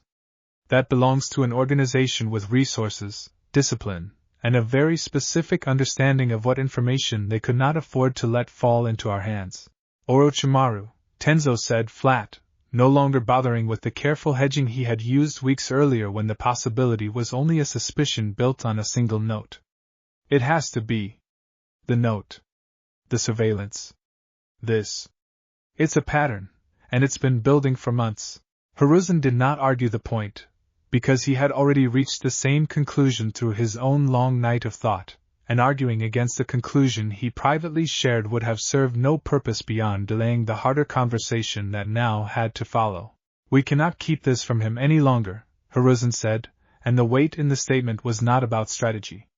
It was about a promise he had made 2 years earlier, in this same office, to a frightened 6-year-old, and about the particular grief of finally, unavoidably, having to break the gentler part of that promise for the sake of the larger one.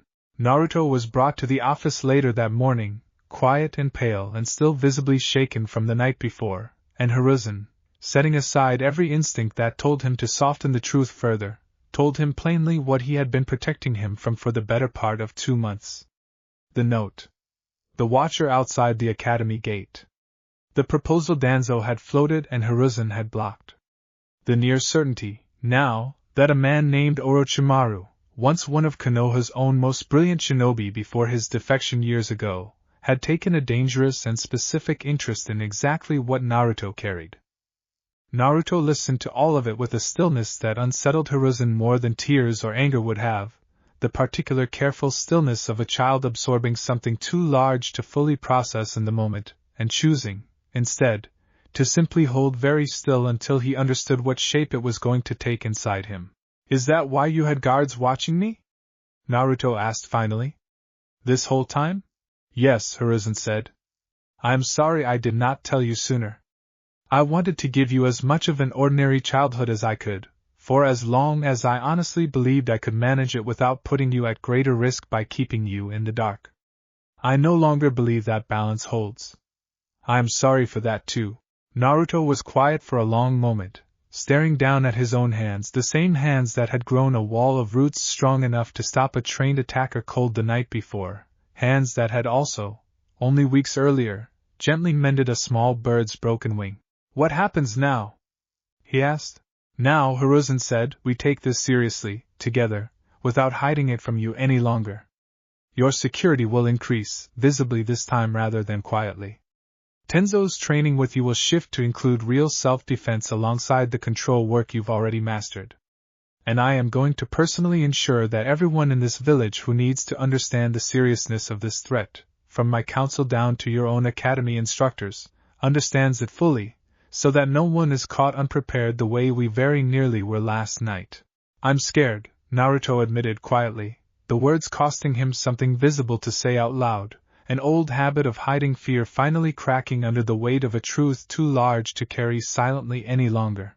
"That is an entirely reasonable thing to feel," Hiruzen said gently. "I would worry about you considerably more if you weren't. Being afraid does not make you weak, Naruto.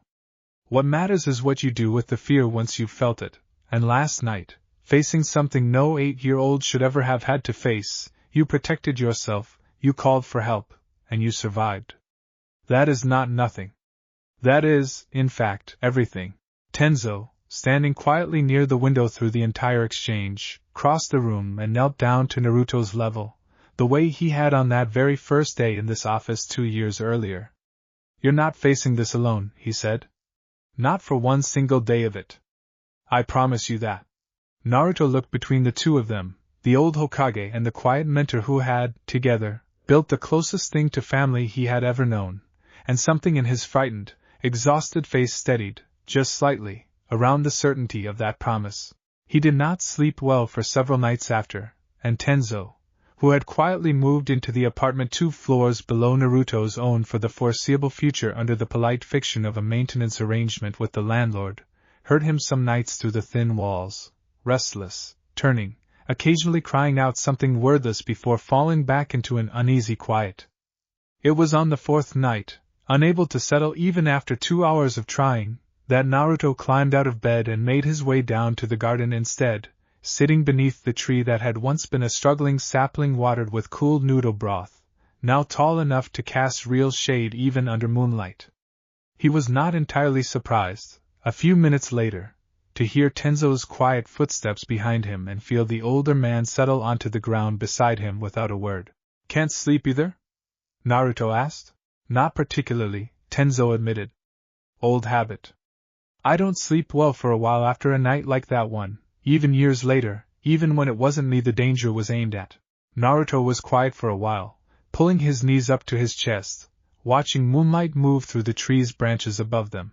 "Can I ask you something?" he said finally. "And you have to actually answer honestly, not the careful adult version of honestly." "I'll try," Tenzo said. "That's a fair request. Am I only important because of what I can do?" Naruto asked, and the question came out smaller and more fragile than he had intended, a fear that had clearly been sitting in him for days, maybe longer, finally finding its way into words. "Like, is that why you and the Hokage and everyone are so careful about me? Not because of me, but because of the wood release thing, and the fox thing." If I didn't have any of that, would anyone still care this much? Tenzo did not answer right away, and Naruto, in the silence, braced himself the old, familiar way for a truth he was afraid to hear. I understood that ability before I understood you, Tenzo said finally, careful and deliberate, choosing his words the way he chose his chakra during the delicate healing work, thin and precise rather than in a rushed flood. That's true, and I won't pretend otherwise, because you asked for honesty and you deserve it. I was assigned to you because of what you carry. That's how this started. Naruto's shoulders sank slightly, some private hope in him deflating even though he had braced for exactly this answer. But it isn't why I stayed, Tenzo continued. Or why I moved 2 floors under you this week for reasons that have absolutely nothing to do with any assignment I was given.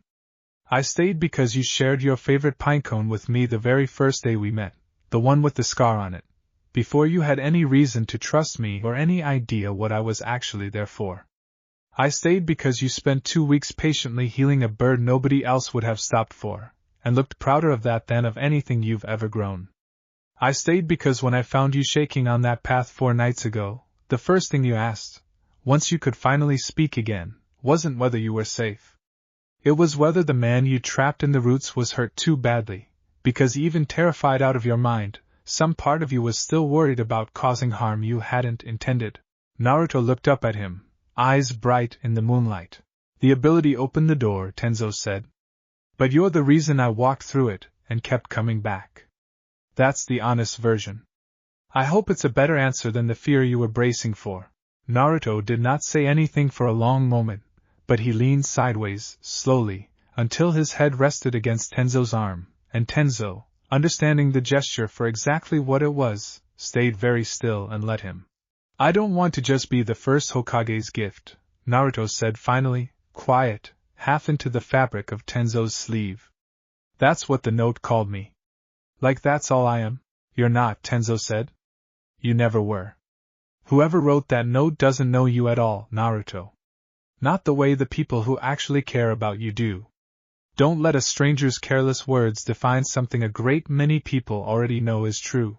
They sat together a while longer beneath the tree, until the worst of the night's restlessness had finally eased out of Naruto's small frame, and when he finally climbed back up to his own bed, he slept, for the first time in 4 nights, all the way through until morning.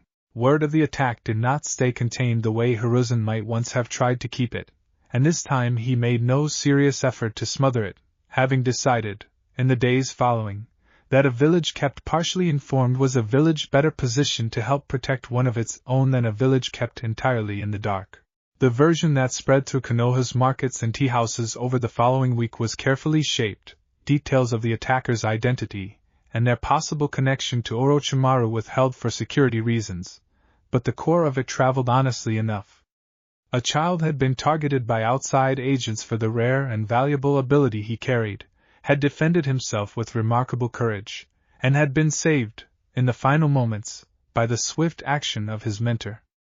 It was, in its broad strokes, a story that asked something different of its listeners than the whispered fears that had followed Naruto through most of his early childhood.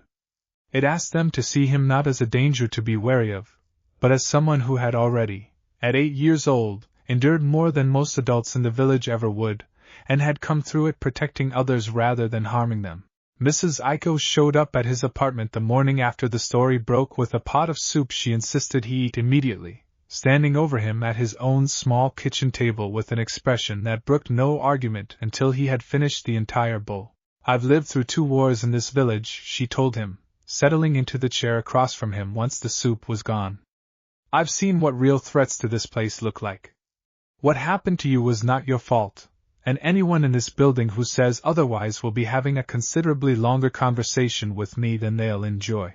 Kotetsu and Ami cornered him at school with a great deal less composure and a great deal more volume, both talking over each other in their eagerness to confirm he was actually all right, and Kotetsu, in a gesture that touched Naruto more than the boy probably realized, had brought a slightly bent kunai he claimed had belonged to his cousin, offering it over with the solemn insistence that Naruto keep it for protection. An offer Naruto accepted with a gratitude that had very little to do with the actual usefulness of a slightly bent kunai. Even Sasuke, who rarely offered anything approaching open concern to anyone, found him during the lunch break and simply sat down beside him without preamble, saying nothing for a long moment before finally speaking. "You should have told me you were dealing with something like that," Sasuke said, not quite meeting his eyes. "During the evaluation. When you mentioned the mentor stuff. I couldn't," Naruto said. "It was kind of a secret." "I know how that feels," Sasuke said, quiet, something old and heavy moving briefly across his usually guarded face before he shut it away again. "Having things you can't talk about. It's not fun." It was, Naruto understood, the closest Sasuke had ever come to acknowledging his own private grief out loud to anyone at the academy, and he did not push for more than that single small offering, simply nodded and let the silence between them settle into something companionable rather than awkward. The shift in the village was not universal, and Naruto was old enough now, and had lived through enough, to understand that some of the old wariness would probably never fully disappear, certain faces still tightening slightly at the sight of him out of habits too deeply worn to break in a single week. But the balance had tipped, visibly and unmistakably, in a direction it had never tipped before, strangers stopping to offer quiet words of concern, shopkeepers who had once watched him warily now waving him inside with an easy familiarity, an entire village slowly, imperfectly, learning to see him as one of their own rather than as something to be managed from a careful distance. He mentioned the shift to Hiruzen during one of their now more frequent check-ins, a little bewildered by the sheer volume of it. "Everyone's being so nice all of a sudden," he said. "It's kind of weird." "Good weird, but weird. People are not always quick to change their minds," Hiruzen said, "but they are, most of them, capable of it, given the right reason and enough time to absorb it properly." "You gave this village a very good reason, Naruto, though I wish with all my heart it hadn't come at the cost it did. Let them show you now what they should have been showing you all along. You've earned every bit of it, and then some."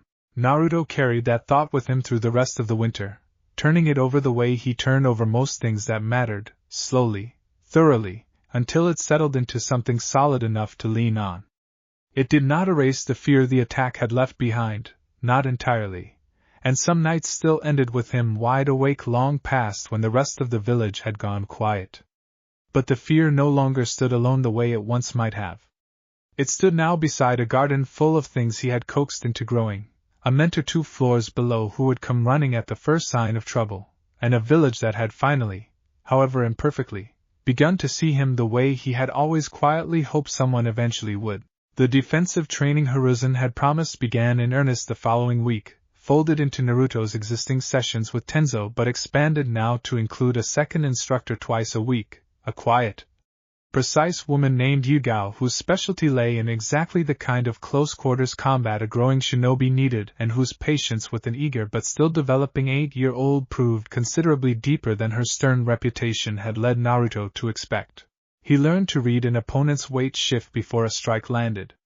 He learned how to fall properly, how to turn a takedown into a recoverable position instead of a helpless one, how to create distance quickly when distance was the smarter choice than standing his ground.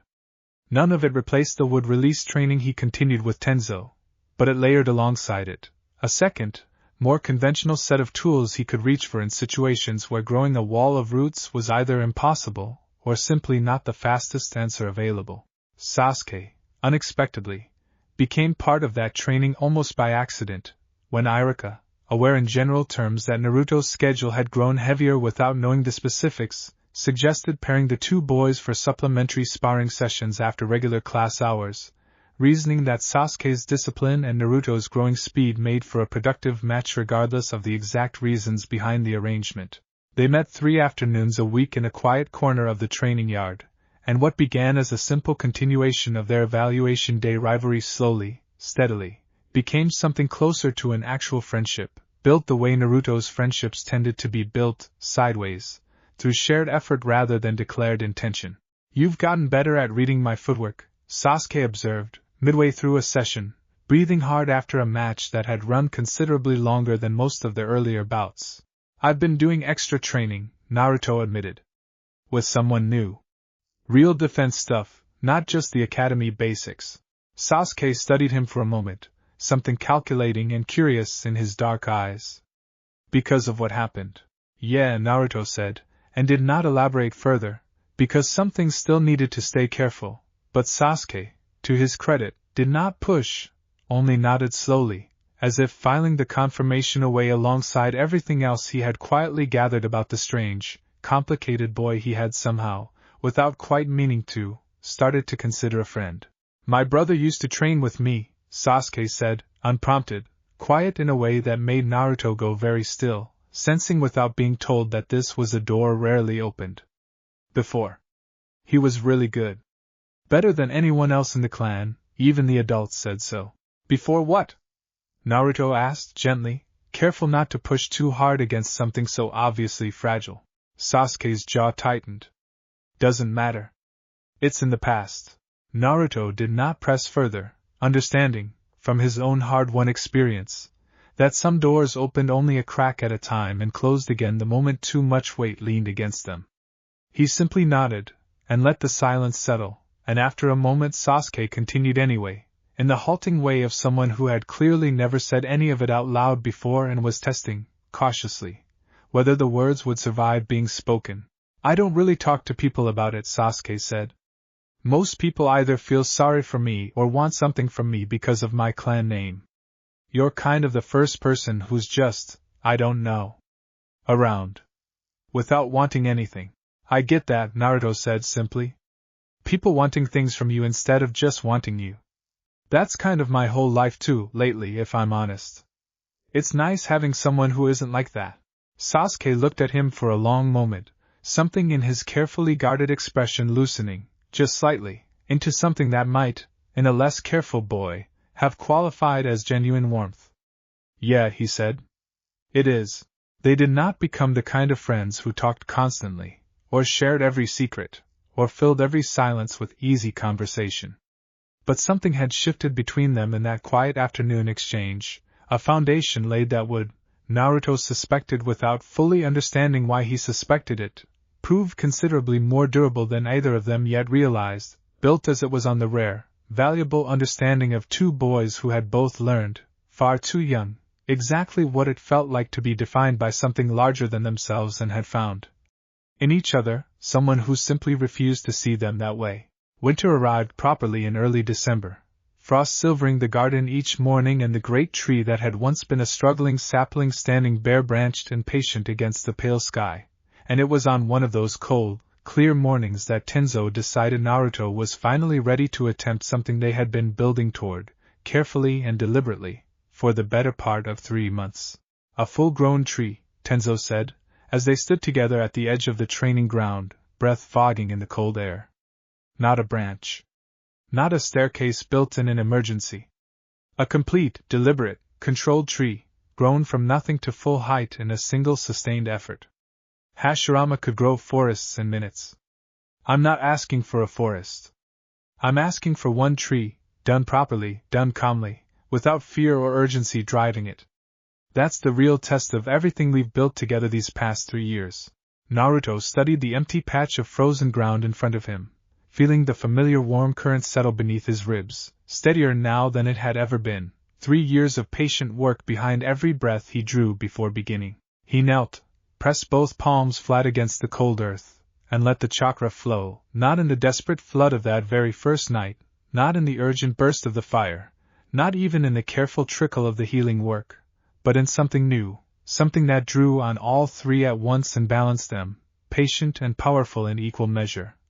Exactly the way Tenzo had spent 3 years teaching him to hold both halves of himself together rather than letting one overwhelm the other. The tree that rose from the frozen ground did so slowly, deliberately, roots spreading wide and deep before the trunk itself began to climb, branches unfurling in careful, unhurried stages, and by the time Naruto finally lifted his hands away, breathing hard but steady, a full-grown tree stood where empty frozen dirt had been minutes before, tall and strong and entirely, deliberately his. Built not from fear but from 3 years of patient, hard-won mastery. Tenzo stood in front of it for a long moment, saying nothing, and when he finally turned to look at Naruto, something bright and unguarded had broken through his usually composed expression. That, he said, is exactly what I hoped you'd become capable of. Not just powerful. Deliberate. Do you understand the difference now? Really understand it? I think so, Naruto said, still catching his breath, looking up at the tree with an expression of quiet, hard-earned pride. It's not about how big I can make something happen. It's about choosing when, and why, and how much. Right. Exactly right, Tenzo said. You've come further than I ever expected. When the Hokage first put you in front of me 3 years ago as a frightened, uncontrolled 6-year-old. I hope you know how proud that makes me. Not just of what you can do, of who you've grown into doing it.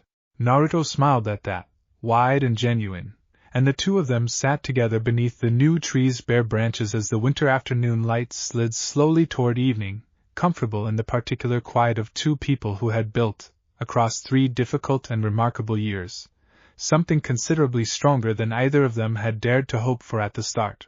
Several hundred miles from Konoha's walls, in a hidden laboratory carved into rock that saw no natural light at all, a man with pale skin and slitted golden eyes studied a report laid out on the table before him, details gathered patiently over months by careful, expendable hands, describing a boy who had grown a full tree from frozen earth in a single controlled effort, describing a mentor's training regimen, a Hokage's careful protection, a defensive net drawn tight around a village's most valuable secret.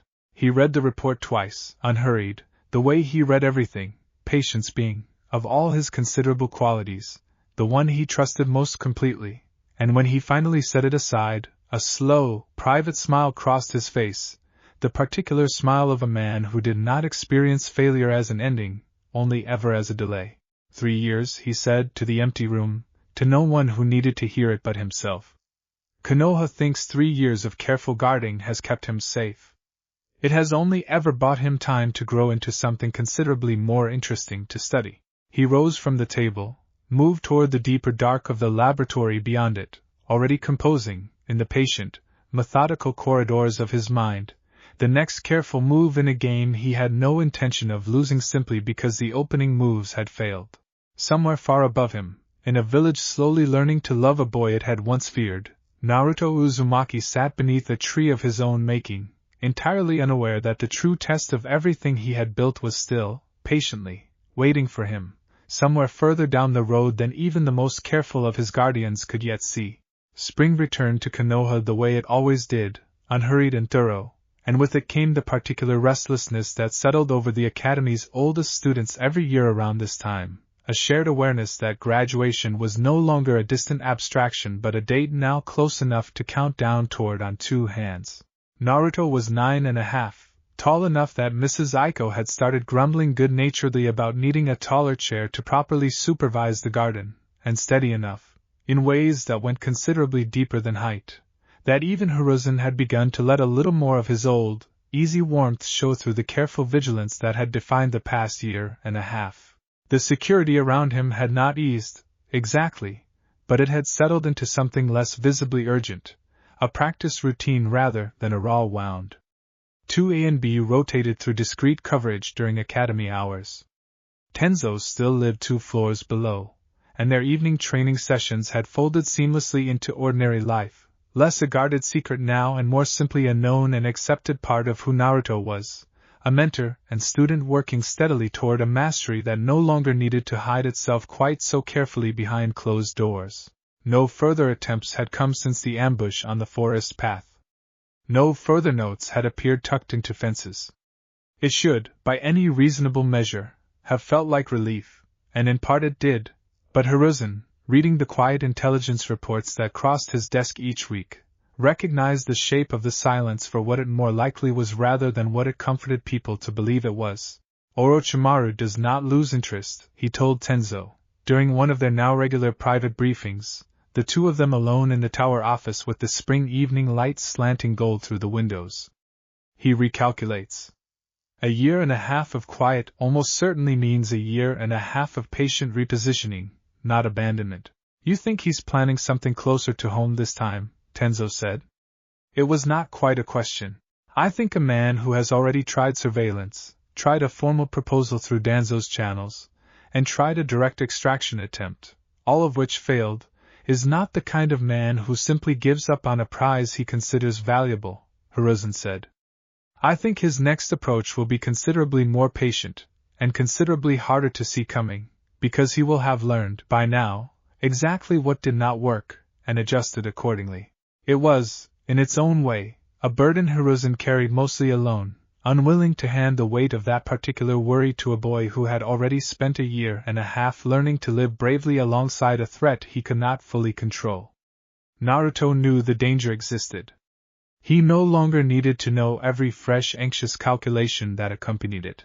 For Naruto's part, the spring carried considerably lighter concerns, at least on the surface, graduation looming with all its attendant nerves and excitement, the garden behind his apartment building blooming into its fullest, most riotous version yet, Sasuke's guarded friendship deepening steadily into something that had started, on the rare good days, to look almost like genuine ease between them. He sat with Sasuke on the academy roof one warm afternoon, the two of them sharing a bag of dried fruit Ami had pressed on them both at lunch with the insistence that they actually eat something besides the questionable cafeteria offerings, watching the rest of their year group scatter across the courtyard below. "You nervous about the graduation exam?" Naruto asked, tossing a piece of dried apricot into the air and catching it in his mouth on the second attempt. "No," Sasuke said, with the flat certainty that had once irritated Naruto, and now mostly just made him laugh. "Are you?" "A little," Naruto admitted. "Not about the test part. I've got that covered. More about, I don't know. What happens after? Teams and everything. What if I get stuck with someone I hate?" "You won't hate whoever you get," Sasuke said. "You don't really hate anyone. It's kind of annoying, actually." "Is that a compliment?"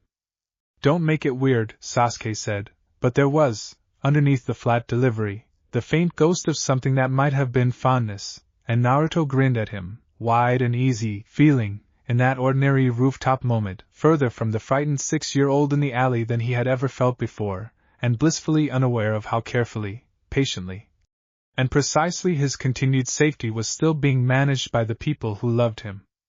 The new student arrived on a Monday morning 3 weeks into the spring term, introduced to the class by Irika with the brisk, unremarkable efficiency reserved for any ordinary mid-year transfer, a boy named Yuki, gray-eyed and soft-spoken, whose family had apparently relocated from a smaller village to the east for reasons involving his father's trade business.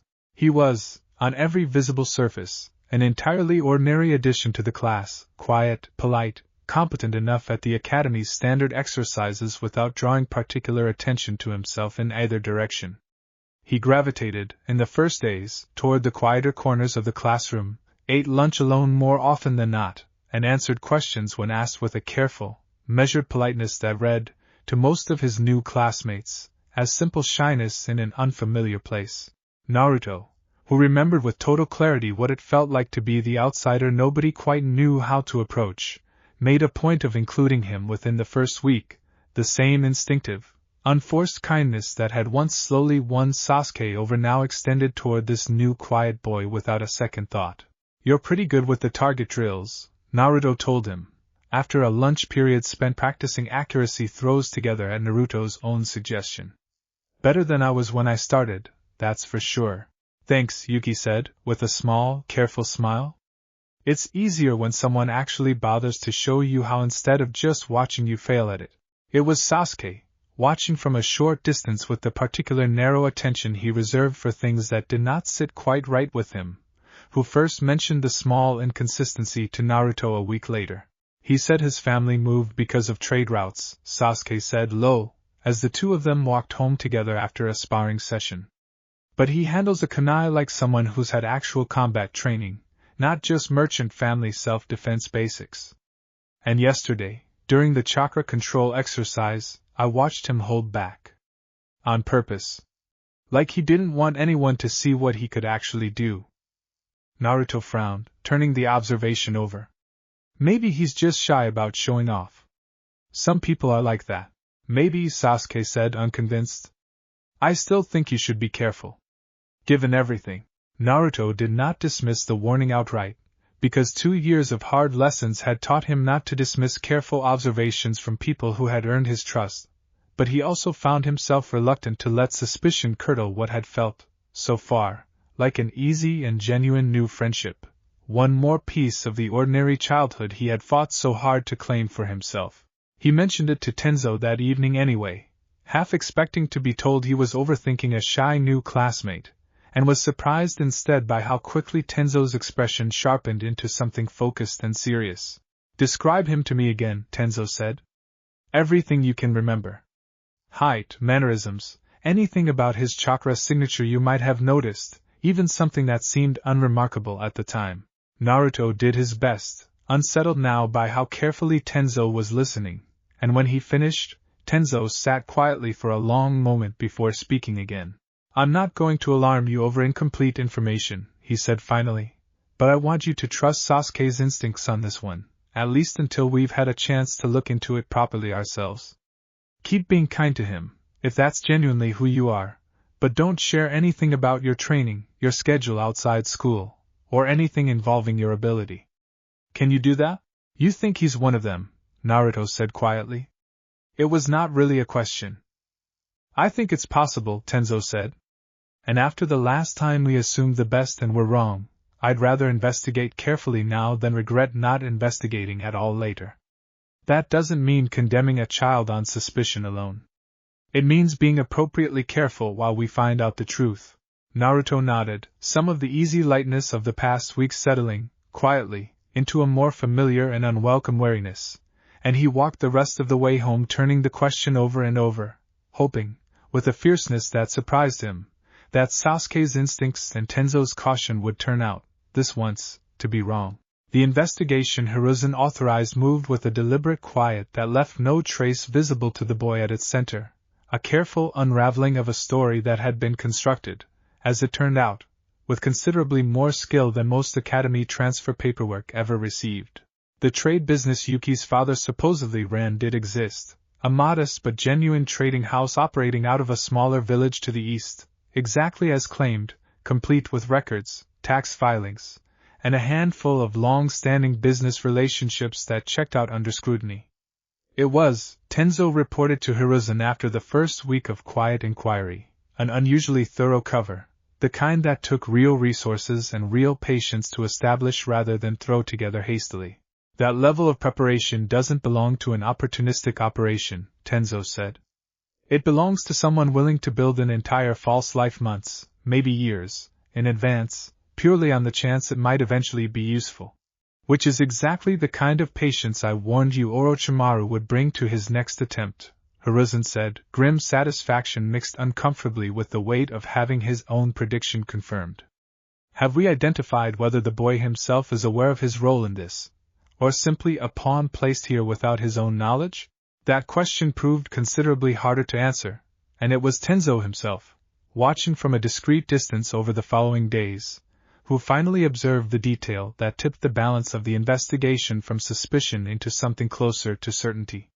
Yuki, walking home from the academy alone on a quiet afternoon, took a circuitous route through 3 separate streets that led nowhere logical, doubling back once in a manner too deliberate to be idle wandering, before finally arriving at an unremarkable rented room above a shuttered shop on the district's edge, a room that, when examined after Yuki had left it for the evening, contained nothing incriminating on its surface but showed, to Tenzo's trained eye, the subtle signs of a space used for regular, careful reporting rather than ordinary residence.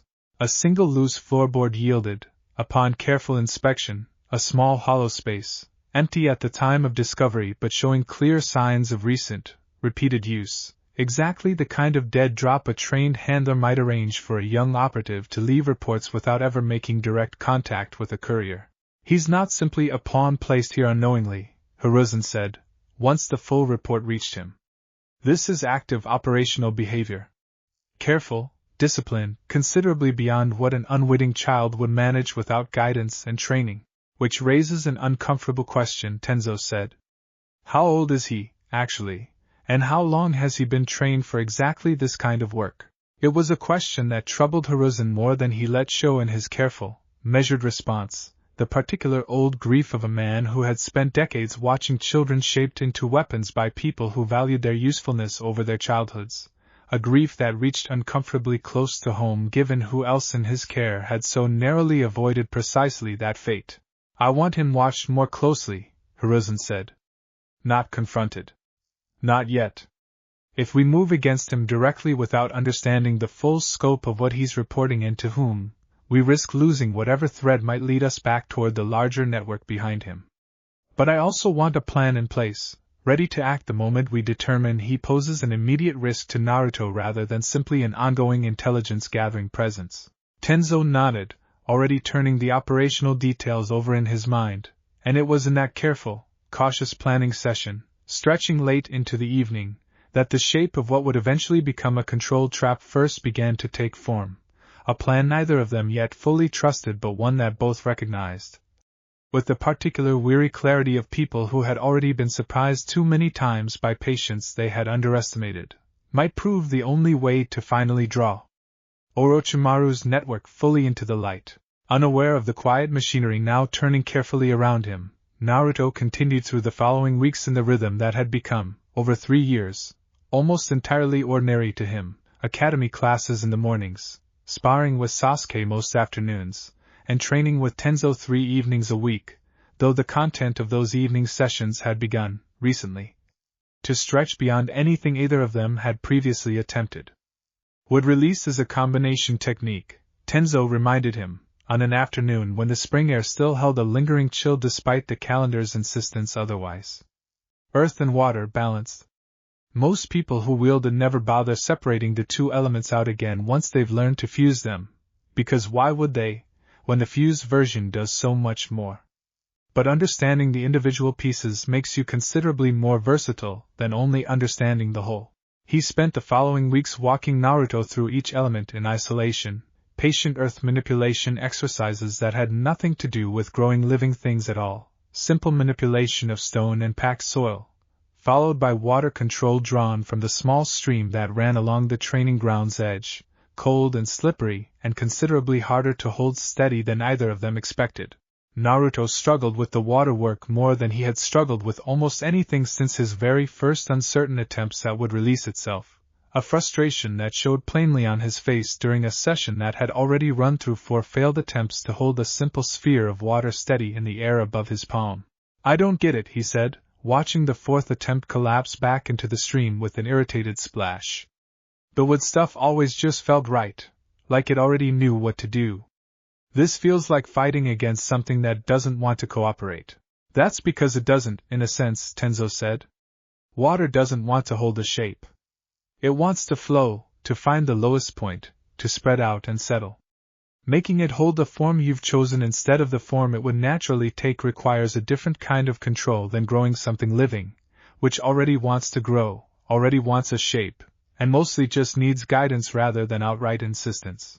So water's basically stubborn," Naruto said, wiping damp hands on his pants with a small, frustrated huff. "Water's honest," Tenzo said, with the faint trace of amusement that had grown more common between them over the years. "It tells you immediately when your control slips, instead of letting you fool yourself the way some other techniques might. That's actually a gift, frustrating as it feels right now. Learn to hold water steady, and you'll understand your own control considerably better across everything else you do." It took another full week of patient, occasionally frustrated practice before Naruto finally held a small, trembling sphere of water steady above his palm for a full count of 10, and the quiet, hard-won satisfaction on his face when he finally managed it rivaled, in its own smaller way, the pride he had felt growing his first full 3 months earlier. "There it is," Tenzo said, watching the sphere hold its shape. "That's the feeling. Remember it. Everything else builds from being able to find that same steady control again whenever you need it." They did not push further into advanced water techniques that spring, both understanding, without needing to say it aloud, that the fundamentals mattered more right now than flashy application, but the exercise itself had given Naruto something valuable beyond the specific skill, a deepened understanding of his own capacity for patience, for tolerating frustration without letting it curdle into the kind of fear that had once, in a much younger and more desperate version of himself, opened doors he had not yet learned to control. He carried that patience with him, without fully realizing it, into every corner of his life that spring, into his careful, deliberate kindness toward a new classmate he still hoped, against Sasuke's warrior instincts, might simply be exactly who he appeared to be, and into the quiet, growing confidence of a boy who no longer needed fear to access his own considerable strength. Hiruzen made the decision, after nearly 2 weeks of careful deliberation, that Naruto himself needed to be brought into the plan rather than protected from knowledge of it, a choice that cost him something to reach given how much of the past 3 years had been spent trying to shield the boy from exactly this kind of burden. But one he had come to believe was the only choice consistent with the promise Tenzo had made to him a year and a half earlier, that he would not face this threat alone. Or in the dark.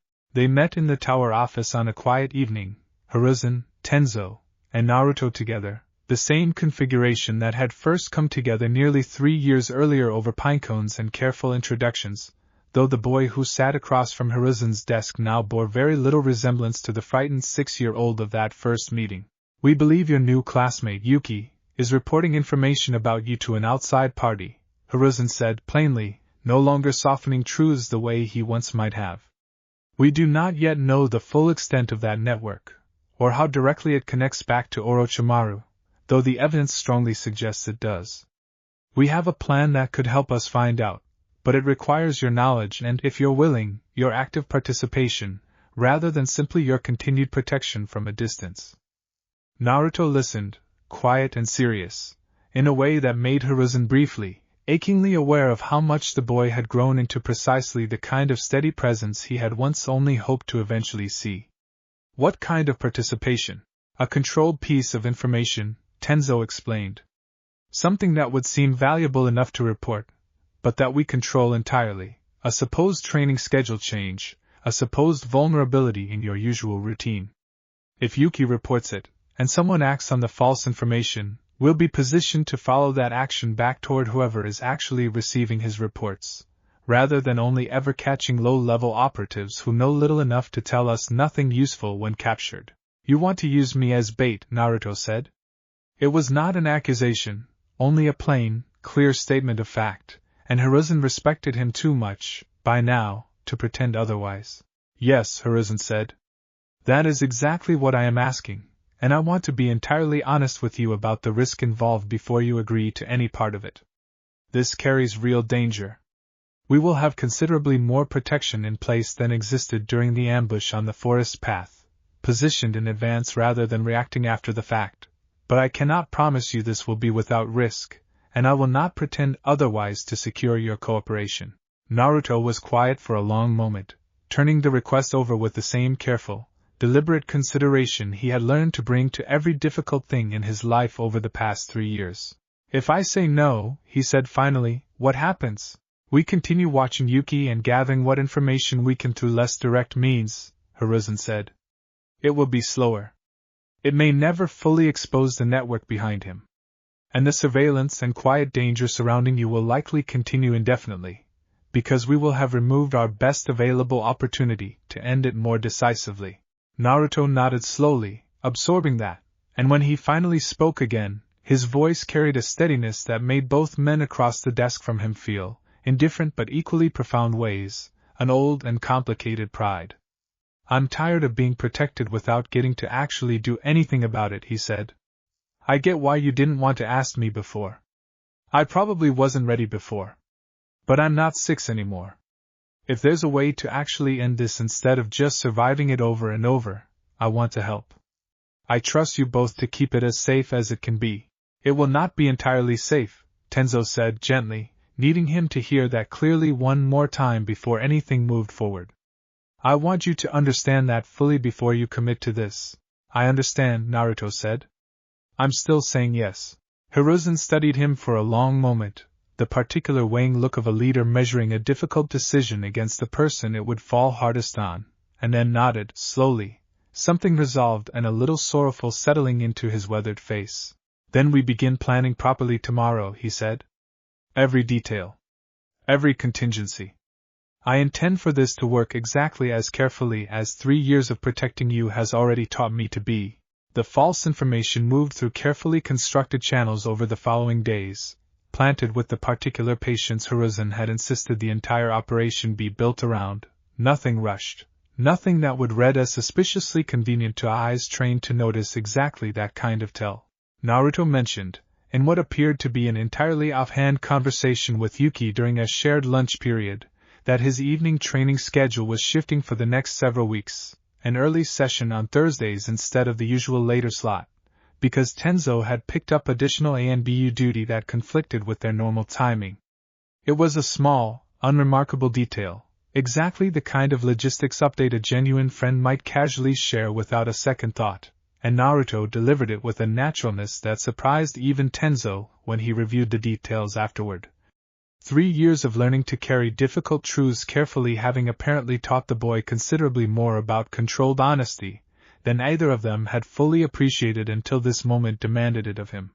You didn't even hesitate, Tenzo said, reviewing the exchange with him that evening. I half expected you to give something away just from nerves. I kept thinking about what you said, Naruto admitted. About it being like the water exercise. Just staying steady instead of fighting it. I figured if I got nervous he'd notice, so I don't know, let it be true in my head while I said it. It felt true because for a second I actually believed it myself. Tenzo looked at him for a long moment, something quietly impressed moving across his composed features. That's a considerably more sophisticated piece of tradecraft than I expected from a 9-year-old, he said. Remind me to actually teach you the formal version of that technique someday. You've apparently already figured out the instinct on your own. The days that followed carried a tension that Naruto had to learn to hold privately, going through ordinary academy classes and ordinary sparring sessions with Sasuke while carrying, underneath the surface, the full knowledge of what Thursday evening was actually meant to become. He did not tell Sasuke the details, at Hiruzen's explicit request, though Sasuke's sharp instincts noticed enough of the underlying tension to ask, more than once, whether something was wrong, questions Naruto deflected as gently and honestly as he could manage. I can't really talk about it, Naruto told him. On the Wednesday before, the two of them sitting on their usual rooftop spot with the late afternoon sun slanting warm across the courtyard below. But I promise I'll explain everything I can once it's over. I'm okay. I just have some stuff going on with the Hokage's people. Sasuke studied him for a long moment, clearly unsatisfied but recognizing, with the particular maturity that had grown steadily in him alongside his friendship with Naruto, that pushing further would accomplish nothing beyond frustrating them both. Fine, he said.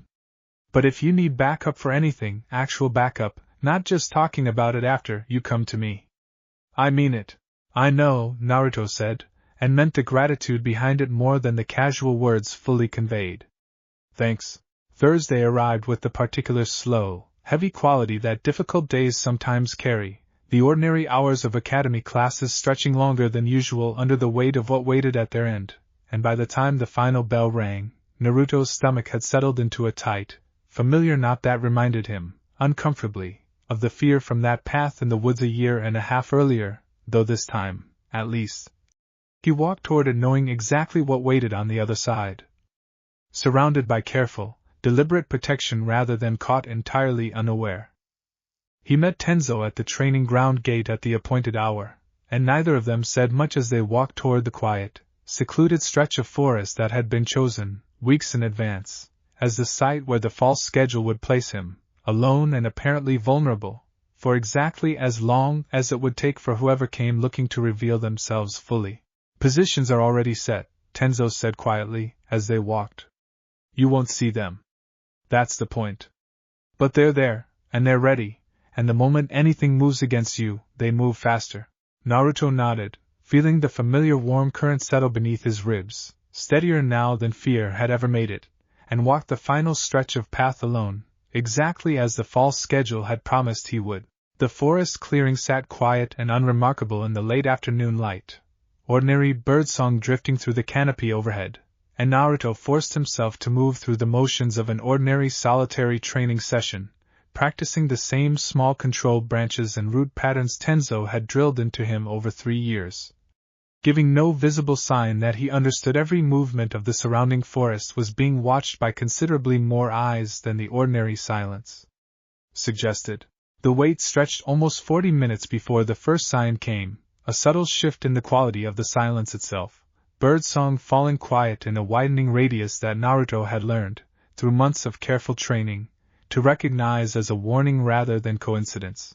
A figure emerged from the tree line on the clearing's far side, not the pale, slitted-eyed man from Naruto's private nightmares but someone else entirely, a tall operative in dark clothing with the particular economical stillness Naruto had come to associate with trained danger, someone who moved like every step had already been calculated 3 steps in advance.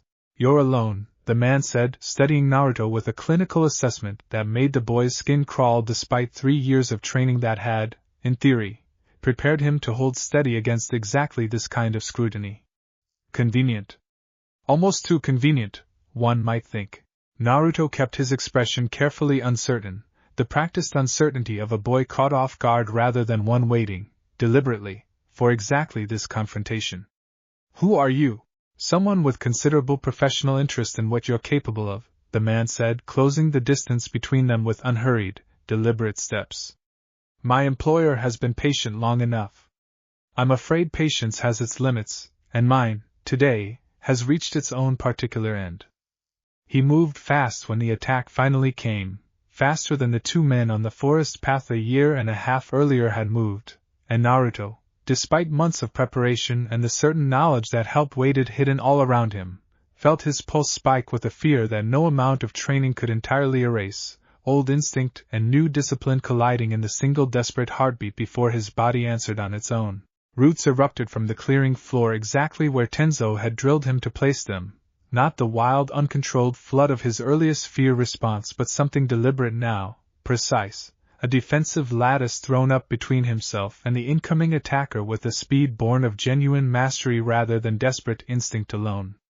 The man adjusted his approach mid-stride, clearly experienced enough not to be fully caught by the defense. But the half-second delay it bought proved exactly enough. The forest around the clearing came alive in the next instant, ANBU dropping from concealed positions in the canopy and rising from carefully prepared ground blinds, converging on the attacker from 3 directions at once with a coordinated speed that spoke to weeks of careful planning finally paying off. Tenzo himself arrived from the tree line closest to Naruto, placing himself immediately between the boy and the unfolding confrontation with a protective urgency that overrode, for just a moment, every ounce of careful ANBU discipline in favor of simple, fierce concern. The fight that followed was brief and brutal by the standards of trained shinobi combat, the attacker skilled enough to hold briefly against 3 converging ANBU operatives, but not skilled enough to escape the trap that had been so carefully laid for exactly this outcome. He fell within minutes, subdued rather than killed, the same careful distinction Tenzo had insisted upon during the earlier ambush, a captured operative being worth considerably more than a dead one when the goal was information rather than simple elimination. Naruto stood behind Tenzo through the whole of it, chest heaving, roots still curled protectively around his feet, watching the culmination of weeks of careful planning resolve itself in front of him with a mixture of relief and a lingering, shaky adrenaline that no amount of preparation had fully insulated him against. "You did exactly right," Tenzo said, turning to check on him the moment the immediate danger had passed, hands steady on Naruto's shoulders despite the residual tension still visible in his own frame. "Every part of it. You held steady, you defended yourself the moment it mattered, and you trusted the plan even when it must have felt like the longest 40 minutes of your life." "It really did," Naruto admitted, voice a little unsteady, and let himself, for just a moment, lean into the solid, reassuring weight of Tenzo's hands before straightening back up, still shaking but steady enough, now, to watch the captured operative being secured with something closer to hard-won satisfaction than lingering fear. The ANBU worked quickly and quietly around them, securing the unconscious attacker, sweeping the surrounding clearing for any sign of a second observer who might have been watching from further back, and confirming, piece by careful piece, that the trap had closed exactly as intended without any unaccounted variables slipping through. One of the operatives, a woman Naruto recognized distantly as part of the same rotation that had shadowed his academy hours for the past year and a half, crouched briefly at his level before returning to her duties. "Good work today," she said, her voice muffled slightly behind her mask but unmistakably warm underneath the professional exterior. "Not many genin, let alone academy students, hold that steady under a live threat. You should be proud." Naruto managed a small, exhausted smile in response, the adrenaline finally beginning to ebb out of his system in slow, uneven waves, leaving behind the particular hollowed-out fatigue that always seemed to follow real danger once the danger itself had passed. Tenzo noticed it immediately, the way he noticed most things about Naruto by now, and steered him gently toward a fallen log at the clearing's edge, sitting down beside him while the rest of the operation wound down around them. "Just breathe for a minute," Tenzo said. "There's no rush. Let your body catch up to what your mind already knows is over." Naruto did as told, drawing slow, deliberate breaths the way Iruka had once taught him during that sparring match years ago, and by the time the last of the ANBU had finished securing the scene, he had steadied enough to stand on his own, legs a little wobbly but holding, and walk beside Tenzo back toward the village with the particular quiet, hollowed relief of someone who had faced something enormous and, against every fearful instinct, come through it whole. The captured operative proved considerably more cooperative under careful, patient interrogation than the previous attacker had been, whether because the trap's careful design had denied him the opportunity to trigger whatever concealed measure the earlier man had used, or because he simply valued his own life more than blind loyalty to an employer who had, evidently, sent him into a trap without adequate warning of its risk. Either way, the information that emerged over the following days painted a picture considerably clearer than anything Konoha had managed to piece together in the year and a half since the note had first appeared. Yuki, it turned out, was exactly what Tenzo had feared, a child trained from a very young age for precisely this kind of long-term intelligence work, though the interrogation revealed, to Hiruzen's quiet, complicated relief, that the boy himself had been kept largely ignorant of the full purpose behind his reports, told only that the information mattered to people who would keep his own family safe as long as he cooperated. A manipulation cruel enough in its own right that Hiruzen found himself feeling something closer to grief than anger when he finally reviewed the full report. "He's a victim in this as much as anything else," Hiruzen said to Tenzo late that evening. "A child raised inside a machine that taught him loyalty was the price of his family's safety. I want him removed from that situation entirely, not punished for it. See that arrangements are made." The network the captured operative described reached, as expected, back toward Orochimaru, though the trail remained frustratingly indirect, layers of cutouts and intermediaries designed specifically to prevent any single captured piece from leading directly back to the man himself. It was progress, real and meaningful progress, several operatives identified and removed from play, a piece of the surveillance network dismantled entirely. But it was not, Hiruzen understood clearly, an ending. Orochimaru himself remained beyond reach, patient and undeterred, exactly as Hiruzen had predicted he would be. Naruto struggled, in the days immediately following, with a complicated tangle of feelings he had not fully anticipated when he agreed to the plan. The relief of the operation's success sat uneasily alongside something rawer, a delayed reckoning with just how frightened he had actually been standing alone in that clearing, and a fresh, unwelcome grief on learning the full truth about Yuki, a boy he had genuinely tried to befriend, revealed to be as much a casualty of the whole ugly situation as anyone else caught up in it. He found Tenzo in the garden one evening, sitting beneath the great tree in the gathering dusk, and settled down beside him without quite finding the words for what he wanted to say right away. "I keep thinking about Yuki," he said finally. I was scared of him, and mad at him, and then it turns out he was just as trapped as I almost was. That feels really messed up." "It is messed up," Tenzo said simply. "There's no clean way to feel about it. You can be relieved the operation worked, and grieved for what was done to a child who never got a real choice in any of it, at the same time. Those feelings aren't in competition with each other. They're both true." Naruto nodded slowly, some of the tangled weight in his chest easing slightly just from having it named so plainly. "Do you think he's going to be okay?" "Yuki, I mean." "I don't know," Tenzo admitted. "I hope so. Lord Hokage has already arranged for him to be moved somewhere safe, away from whoever was controlling his family's situation. It won't undo what was done to him. But it's a real start, and more than most children in his position ever get." They sat together beneath the tree for a while longer, quiet and comfortable, and Naruto found himself, eventually, circling back to the larger fear that had been sitting underneath everything else since the clearing. "He's still out there," Naruto said. "Orochimaru. This didn't actually end it." "No," Tenzo said honestly, because he had promised this boy honesty a long time ago, and had no intention of abandoning that promise now, when it mattered most. It didn't. But you're not the same boy who was cornered in an alley 3 years ago, or ambushed on a forest path a year and a half ago. Every single time something has come for you, you've grown stronger and more capable of meeting it, and you've never once had to face any of it entirely alone. That's not nothing, Naruto. That's the entire foundation this village and I intend to keep building for you, for exactly as long as it takes. Naruto pulled his knees up to his chest, watching the last of the daylight fade out through the trees' branches above them. Do you ever get scared? Even now, after everything? Tenzo considered the question seriously, the way he considered most things Naruto asked him.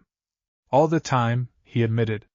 Fear doesn't go away just because you get stronger or more experienced. It just stops being the thing that decides what you do. I was scared in that clearing today too, more than you probably realized, watching you walk toward it. I just had 3 years of training telling my body to move steady anyway, the same as I've been teaching you to do. That actually helps, Naruto said, surprised by how much it did. I thought maybe eventually you just stopped being scared of stuff. Nobody stops entirely, Tenzo said. The people worth trusting are just the ones who keep showing up anyway. Naruto told Sasuke the full truth 2 days later, exactly as he had promised, sitting on their rooftop spot with the whole strange, frightening story laid out plainly between them, the fake schedule, the clearing, the ANBU hidden in the trees, the captured operative, the sad, complicated truth about Yuki. Sasuke listened without interrupting, his expression carefully controlled through most of it, though something flickered, briefly and unmistakably, when Naruto described walking into that clearing alone, certain in his mind but still afraid in his body, waiting for help he could not see. You should have told me, Sasuke said, once Naruto finished, his voice tight in a way that carried more worry than anger, though it took a genuine effort for Naruto to hear the difference underneath the flat delivery. I told you I'd have your back. You just let it happen without me. It wasn't my call, Naruto said. The Hokage was really specific about who could know. It wasn't about not trusting you.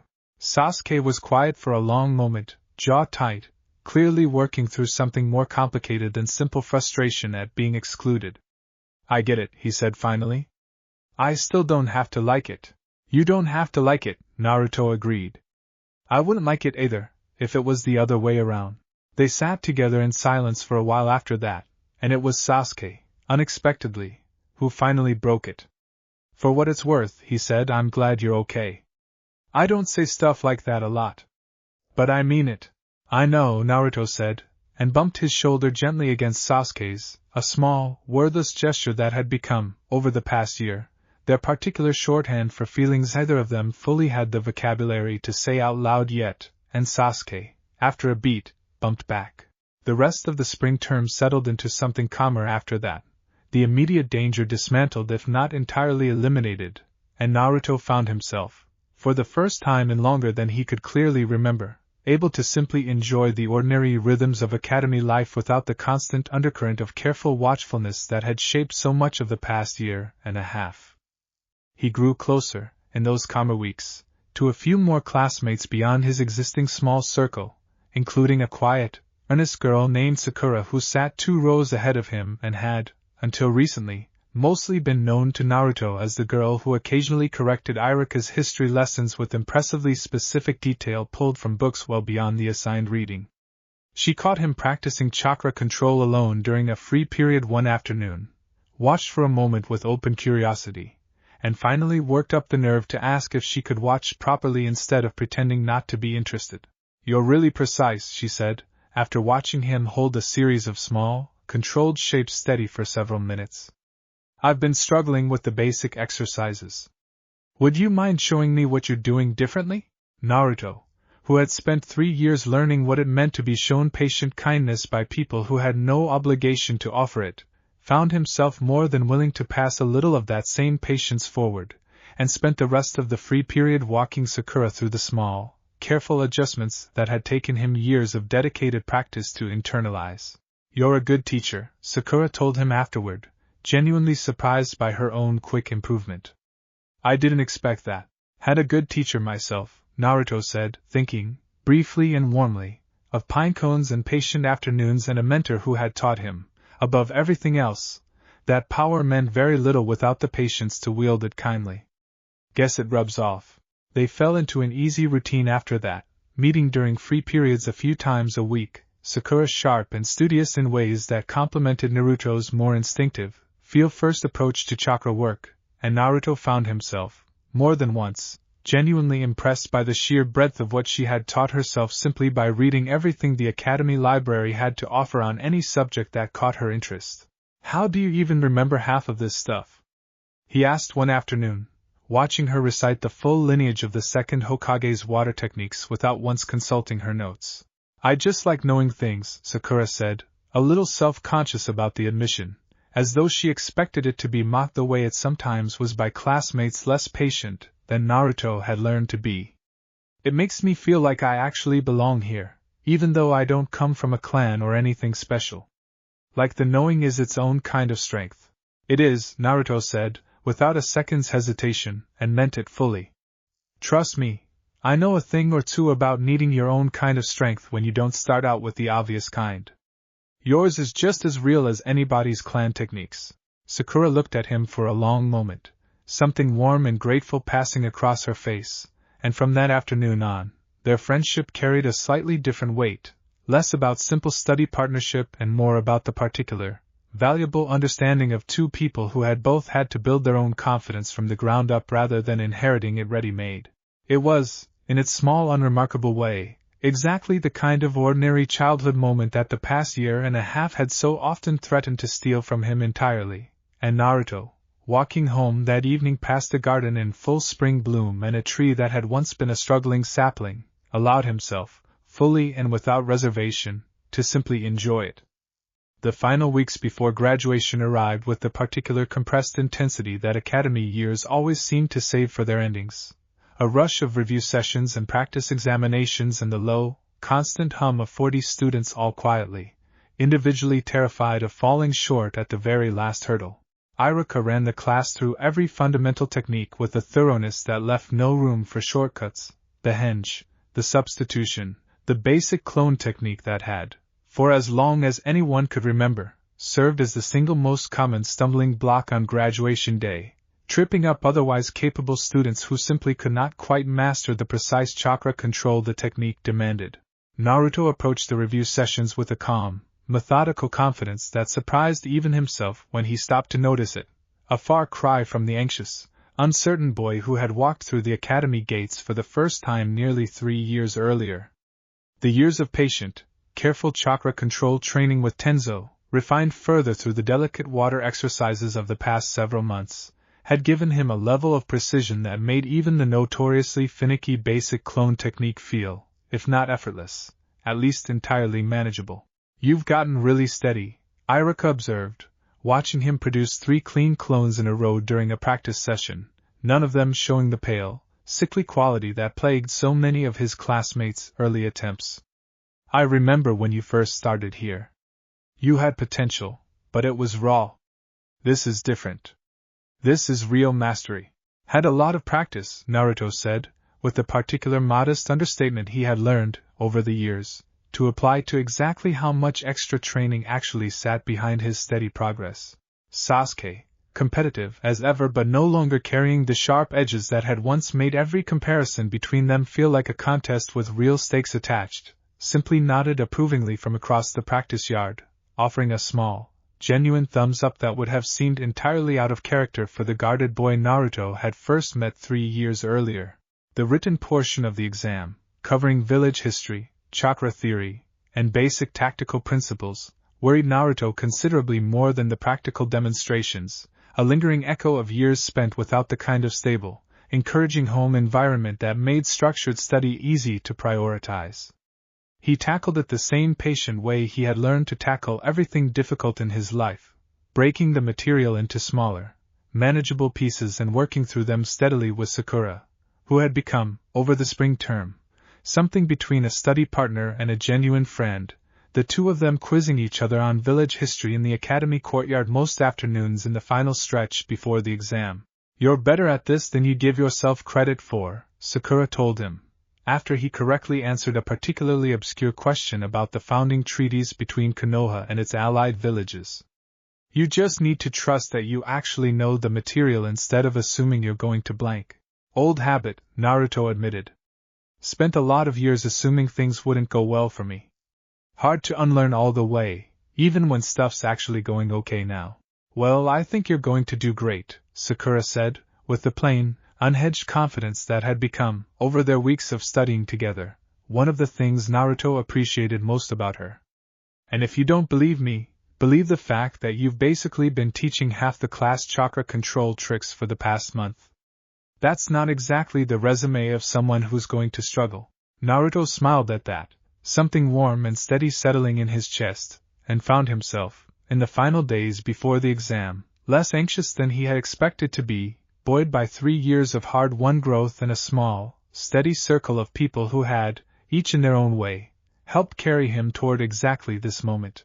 He mentioned as much to Tenzo during their final training session before the exam, the two of them sitting beneath the great tree in the fading evening light, and Tenzo, watching him with the particular quiet pride that had grown, over 3 years, into something closer to a father's love than either of them had ever explicitly named.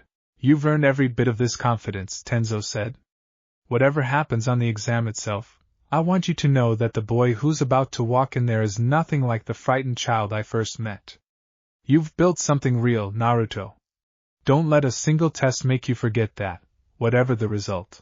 Graduation day arrived clear and bright, early summer sun slanting warm across the academy courtyard as families and well-wishers gathered outside the main hall, and Naruto, standing in line with his classmates waiting to be called in for the final practical examination, felt a nervous energy in his chest that had, for once, considerably more excitement in it than fear. Mrs. Aiko had insisted on walking him to the gate that morning, fussing over his collar in a way that would have embarrassed him deeply a year earlier, and now only made him laugh, warm and easy, at the particular fierce affection underneath her fussing.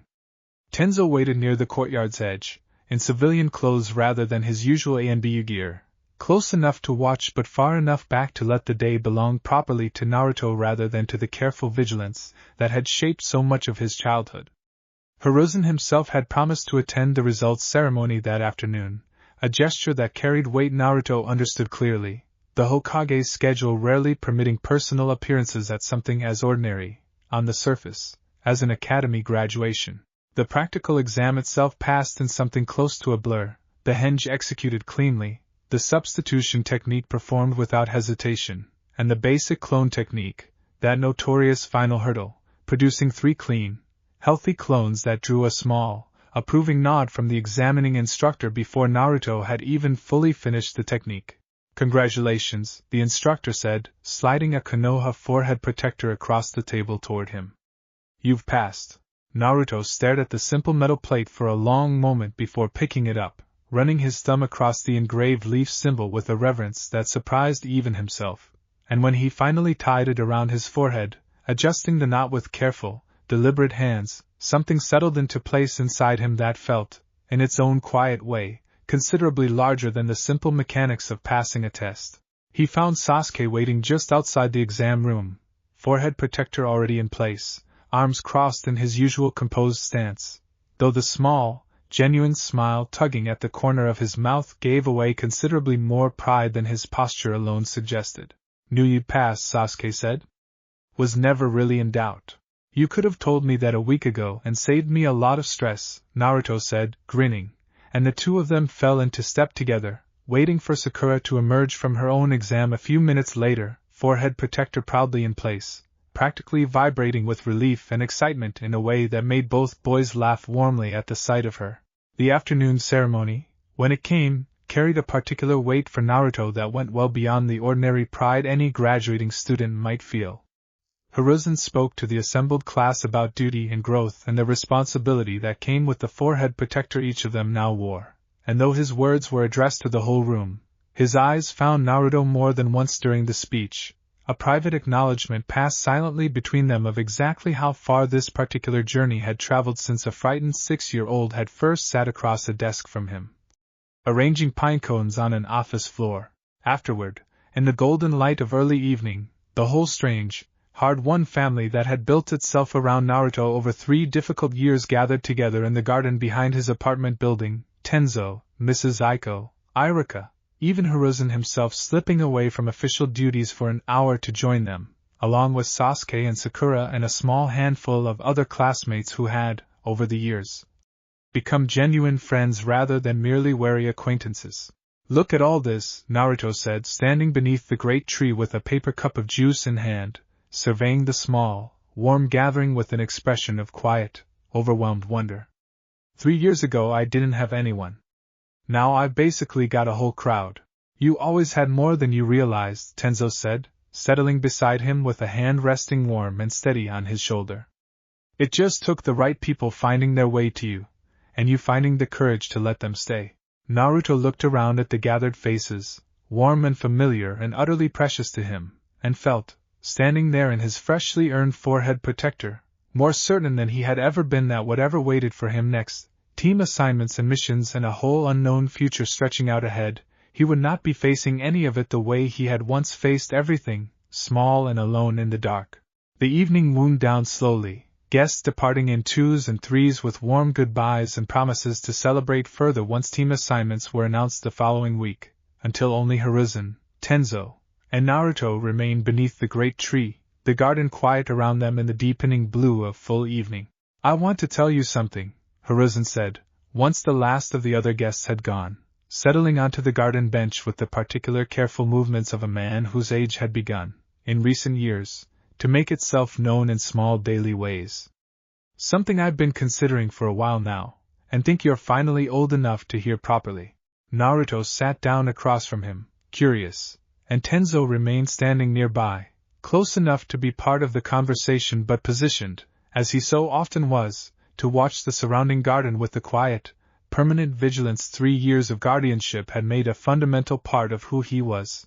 "When you graduate to Genin status next week," Hiruzen said, "you'll begin taking missions, training under a Jonin instructor, growing your abilities in ways that go well beyond anything the academy could teach you. That growth is going to matter enormously for what comes next, because I do not believe, despite everything we accomplished this spring, that Orochimaru's interest in you has ended. I believe, if anything, that our success in disrupting his network here will only sharpen his patience rather than exhaust it." Naruto absorbed this with the steady calm that had become, over 3 years, so thoroughly a part of him that even Hiruzen sometimes had to remind himself how young the boy still actually was beneath it. "So what happens now?" "Now you continue growing, as safely and as steadily as we can manage, surrounded by people who love you rather than merely people assigned to protect you," Hiruzen said. "The Chunin exams will come, in time, an opportunity that draws attention from every hidden village, including, almost certainly, agents connected to Orochimaru himself. I do not say this to frighten you. I say it because I promised you honesty a long time ago, and I intend to keep that promise for as long as I remain capable of keeping any promise at all." Tenzo crouched down to Naruto's level, the way he had on that very first day in Hiruzen's office, 3 years and an entire lifetime of growth ago. "Whatever comes," he said, "you won't face it the way that frightened 6-year-old faced his first night alone with power he didn't understand. You'll face it as exactly who you've become. Someone who chooses when to grow gently, and when to grow strong, and who has never once had to make that choice entirely alone." Naruto looked between the two of them, the old Hokage who had shielded him from the very first frightened night, and the quiet mentor who had taught him, patiently and completely, what it meant to hold enormous power with an equally enormous gentleness, and felt something settle deep and certain in his chest, a readiness he had not fully possessed even that morning. Walking toward his graduation exam with nervous excitement rather than this steadier, more complete kind of courage. "I'm ready," he said, simply, and meant it entirely. Far beyond Konoha's walls, in the same hidden laboratory where a report on a boy's steady, deliberate growth had once drawn a slow, private smile, Orochimaru studied a fresh dispatch describing the failed operation, the captured operatives, the network unraveled piece by careful piece over a single patient spring. He set the report aside without visible frustration, because frustration had never been an emotion he indulged in easily, and turned instead toward a wider map spread across his work table, one marked with the locations of every hidden village due to participate in the coming year's Chunin exams. A setback, he murmured, to the empty room, tracing one careful finger along the map's edge toward Konoha's marked position. Not a defeat. The boy grows more capable, more valuable, with every season that passes. Let him grow a while longer. Let Konoha believe their careful protections have won them a lasting peace. I have never once needed to hurry toward anything worth having. He smiled, slow and patient, and began, in the quiet privacy of his hidden domain, to sketch the earliest outlines of a plan considerably larger and more ambitious than anything he had yet attempted, one that would not simply reach for the boy directly, but would instead reshape the very stage upon which he would one day be forced to stand, fully exposed, before an audience Orochimaru intended to control completely. It would take years to properly assemble, patience layered upon patience, alliances quietly cultivated with the kind of long, careful attention he had always brought to his most ambitious work, but he had never once, in the whole of his considerable life, found himself troubled by the size of a timeline when the eventual prize seemed worth the wait. A village's trust could be poisoned slowly, from the inside, in ways no wall of protective A and B would ever think to guard against. A boy's confidence, however hard won, could be tested in an arena built specifically to expose its every weakness, in front of witnesses from every corner of the shinobi world, at a moment of Orochimaru's own careful choosing rather than Konoha's. He set the map aside eventually, satisfied for the evening with the shape the plan had begun to take, and allowed himself, in the privacy of his own hidden thoughts, something almost like anticipation. Konoha had proven, this spring, considerably more capable of protecting its own than he had initially credited them for. That capability did not trouble him. It simply meant, he decided, that whatever came next would need to be built with correspondingly greater care, a game played patiently across years rather than seasons, its true shape invisible until the very moment it finally, inevitably, revealed itself. Somewhere above him, unaware of exactly what patient shape was beginning to form in the dark, Naruto Uzumaki walked home beneath a warm summer sky, a new forehead protector gleaming against his brow, surrounded by the family he had built one patient, hard-won relationship at a time, ready as any 9-year-old boy could be, for whatever waited for him on the road still stretching out ahead. Thanks for listening.